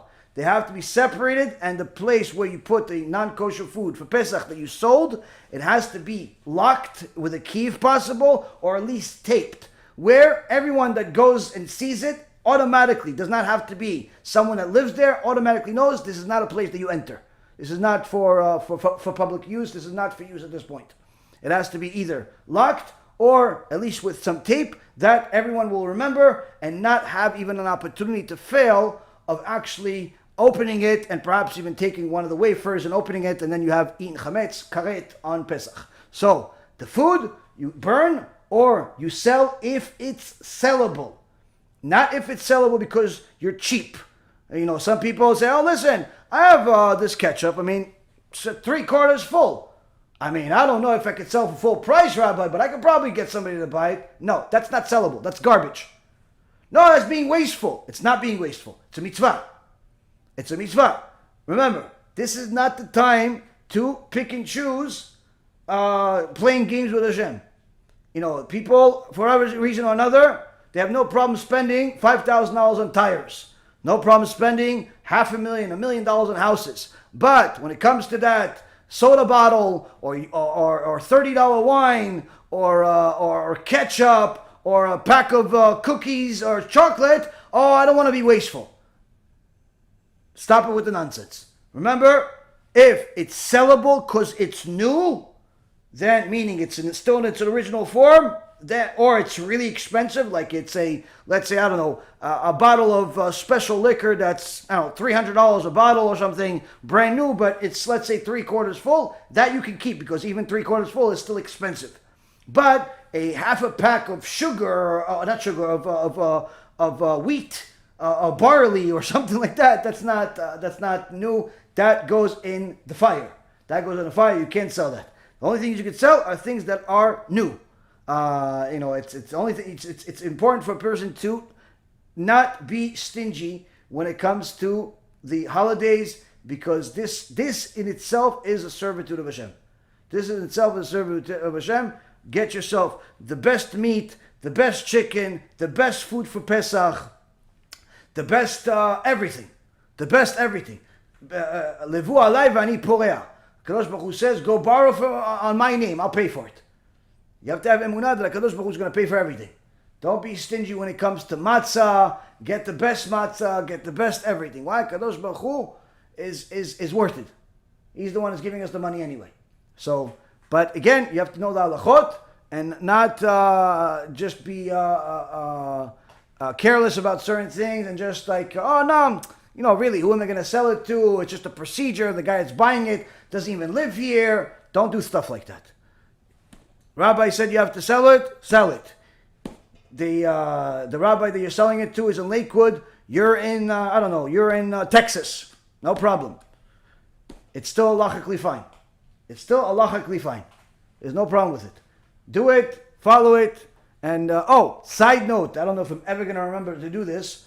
So since you're already asking a Pesach question, for those of you that smoke the vapor, okay, or smoke cigarettes, halacha is they're kosher for Pesach. You don't need a special kashrut. You don't need to get a special cigarettes, even though it's not healthy for you. But still, you don't need to get a special cigarettes for Pesach. But when it comes to the vapor, it has flavoring. So people have questions. Does the flavoring? Does it need kashrut? Technically, it has flavoring. Anything that you do not eat or drink, you won't consume it, and even a dog wouldn't consume it, does not need kashrut. Meaning, your toothpaste does not need kashrut, your vape liquid does not need kashrut, their cream does not need to be kashrut. But if kashrut is available and you want to be stringent, then you can. There are chachamim, like Rav Erbach, for example, who paskin that the vape liquid should have kashrut because it does have a flavor, but halacha pshuta doesn't have to be kashrut. Doesn't have to have kashrut. That's a stringency. To have the vape liquids with kashrut is possible. It does exist, but that's a stringency. You want to bring a stringency on yourself? Fine, but don't tell the whole world that you are more stringent. You can do it for yourself if you want, but that's, again, it's not required. Same thing with some of these other things they sell in the stores. If you are smart and you know a lot of Torah and you want to be more stringent in yourself, it's easy for you to be stringent. By all means, do it. But if it's going to cause you financial hardship, shlom bayit problems, you have no idea what you're talking about, you're just buying the kosher toothpaste because you think it makes you more religious, don't do anybody any favors. Buy the regular toothpaste and you'll be fine. There are certain things that need kashrut, there are certain things that don't need kashrut. And it's important for a person to know, there is a list on our website of things that need it, don't need it, and so on from previous years. Those lists generally don't change very much. If we have a new one coming up, I'll publicize it. But generally speaking, the one that we already have on our ebook section is more than fine. But again, it's important for people to know that there are certain things that do need kashrut, and you need to be very careful. You need to be very, very careful with them. Baby food needs to have kashrut. Baby food needs to have kashrut for Pesach. My personal recommendation for people that have babies is to feed them the Israeli brand called Materna. Materna is not only have kashrut even throughout all year round, but it also comes from Chalav Yisrael, and it's very, very good. It's very healthy for the baby. It's much better than the junk they have in all these other companies. We raised our kids on Materna, and we've used a lot of different things. Materna, it's available in most kosher stores, or you can buy it online, I'm sure. But the point is that your baby has to have kosher for Pesach food. Your animals, they're not allowed to have pita sandwiches on Pesach. You have to be careful with this. So I have classes about Pesach from previous years. I highly recommend people watching it. But these are a couple of things that I had in my mind that I told you. Thank you again for learning with me. Baruch HaShem, we got to 3 hours today, more than traditionally we do on this Stump the Rabbi. Hopefully you guys got something out of it. And hopefully we did what we tried to do, which is to get people closer to HaShem. Hopefully we get closer to HaShem. Baruch Adonai Le'olam. Amen ve'amen.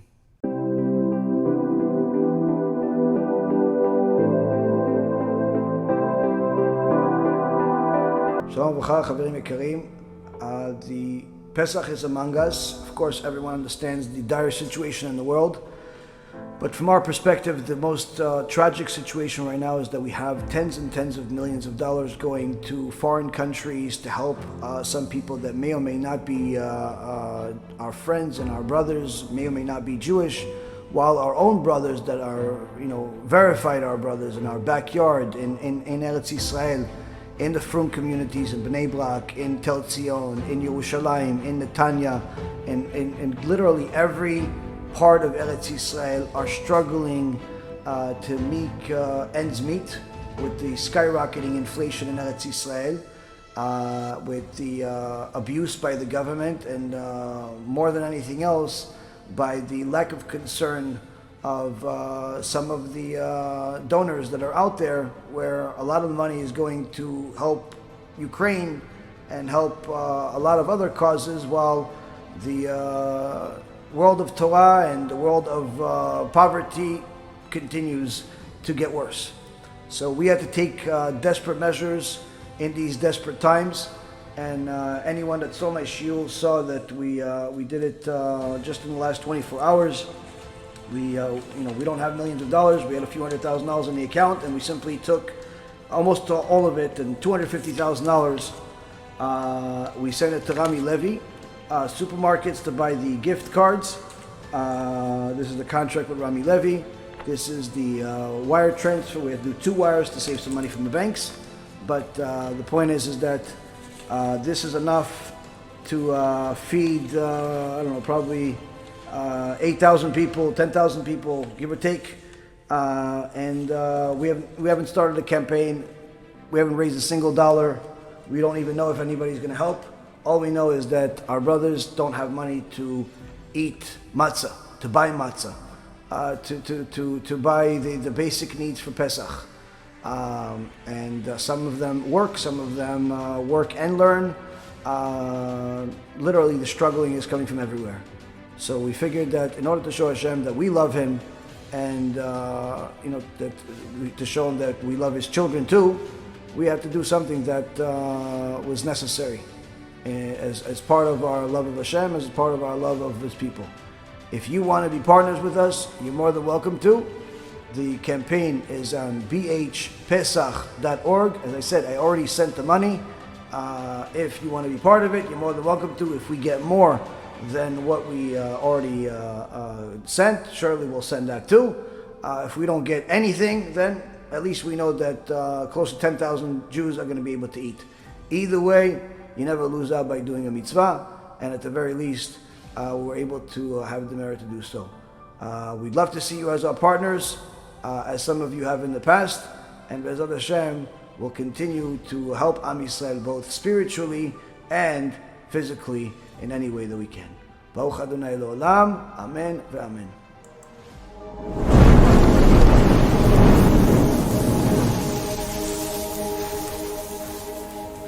אחיי ואחיותיי היקרים, אנחנו נמצאים כמה ימים לפני חג הפסח של שנת תשפ"ב. אנחנו נמצאים כולנו, כל עם ישראל, בתקופה מאוד מאוד מאוד לא פשוטה. לא רק שזה אחרי הקורונה ואחרי כל הסכנות שהיו בחשש ההידבקויות הנוראות, התחילה תקופה של פיגועים בארץ ישראל. צערנו התקיים בנו הפסוק, מחוץ תשקל חרב ומחדרים אימה. אנשים מפחדים לצאת לעבוד, אנשים חוששים. כלל גדול לימדו אותנו חז"ל, ותפילה ותשובה וצדקה מעבירים את רוע הגזרה. יש לכם הזדמנות כאן לבוא ולעזור למשפחות נזקקות, משפחות של בני תורה, משפחות של אנשים צדיקים וישרים, שארגון BeEzrat HaShem החליט לבוא ולעזור להם לחגוג את הפסח כבני חורין.